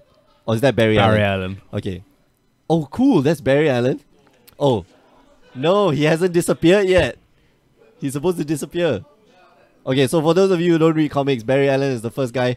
The reintroduction of the multiverse, or no, not the reintroduction, the creation of the multiverse starts with Barry Allen because he died, and then Wally West suddenly just appeared. So this isn't Crisis on Infinite Earths, is it? Or is this Flashpoint? No, this is Crisis. It's Crisis. So Crisis okay. is when suddenly Barry Allen just shows up again with Wally West there, and he says, "Run or we die," and then both of them just start running for no good reason, as if like Wally West knew Barry Allen from like a different life, and he did, and that's the weirdest part. But anyway, yeah. So I thought it was the Wally West. I think it's Barry Allen. I think it's Barry Allen because like the Flash standalone movie is supposed to be a Flashpoint movie. Oh, because that means that you can like get rid of Ben Affleck as Batman because you're like, well, Flashpoint, restart. Flashpoint, and then Thomas Wayne. All of that work we did to like craft a universe. Let's just get rid of it and just like Ben Affleck wants out, so we'll get someone in to be the what is it? Thomas Wayne. He's like he owns a casino. He owns casinos. Is that what it is? And he's so he's the Batman that uses guns. Yeah. And then his wife Martha Wayne is the Joker. Wow, that's hilarious. That was a fantastic story. That was the that was a kicker. That was when I found out Batman was like I kind of guessed that Thomas Wayne was Batman like very early on in the comic. I was like, yeah, okay, I just keep reading and like, yeah, you're Thomas Wayne. So I had Batman versus Superman on the question list as an initial question. Oh, okay. You're more of a Batman than a Superman person. Oh man, Batman is awesome. Like Batman is such a flawed character. Love it. Superman is flawed. Superman is an alien. And he just doesn't understand things like I don't understand things, like how to interact with people and make friends. But Batman is just flawed because and I relate to that because like the friends you make and then you just like throw them out the window. That's what I do, and that's why. Thanks. I'll avoid standing next to you and any windows as well. We are on the 4th story here. Like I can't be too careful. Keep you closer to the window than me. That's what I need to. I took off Batman versus Superman. I will go broader. Go Marvel versus DC. Yeah, Marvel versus DC. Marvel. Marvel. But yeah, of all things like Marvel, I love Sandman. I love Batman, but Marvel for sure. Okay, so we're gonna wrap up the show here. Thanks for joining us, everyone, and thanks for staying for the get to know your caster session. We'll do more of this in the future. Yeah, more questions next week. Okay, yeah. There's a lot of. If you want questions asked, put them in the chat. I'll pick them up. I'm gonna bring it next week. I'm gonna bring it for sure. Sure. All right, thanks for watching. Remember, you can join us on the stream every Tuesdays and Wednesdays, 8 p.m. Singapore time. Remember, you can catch the replays on youtube.com/GreyOgreGames. And if you want to find out more about the invitationals, just head on down to GreyOgreGames.com. Last but not least, do listen to the Power 9 Podcast, power9podcast.com. All right, we're going to finish off here. Thanks for joining us. We'll see you guys soon. Bye-bye.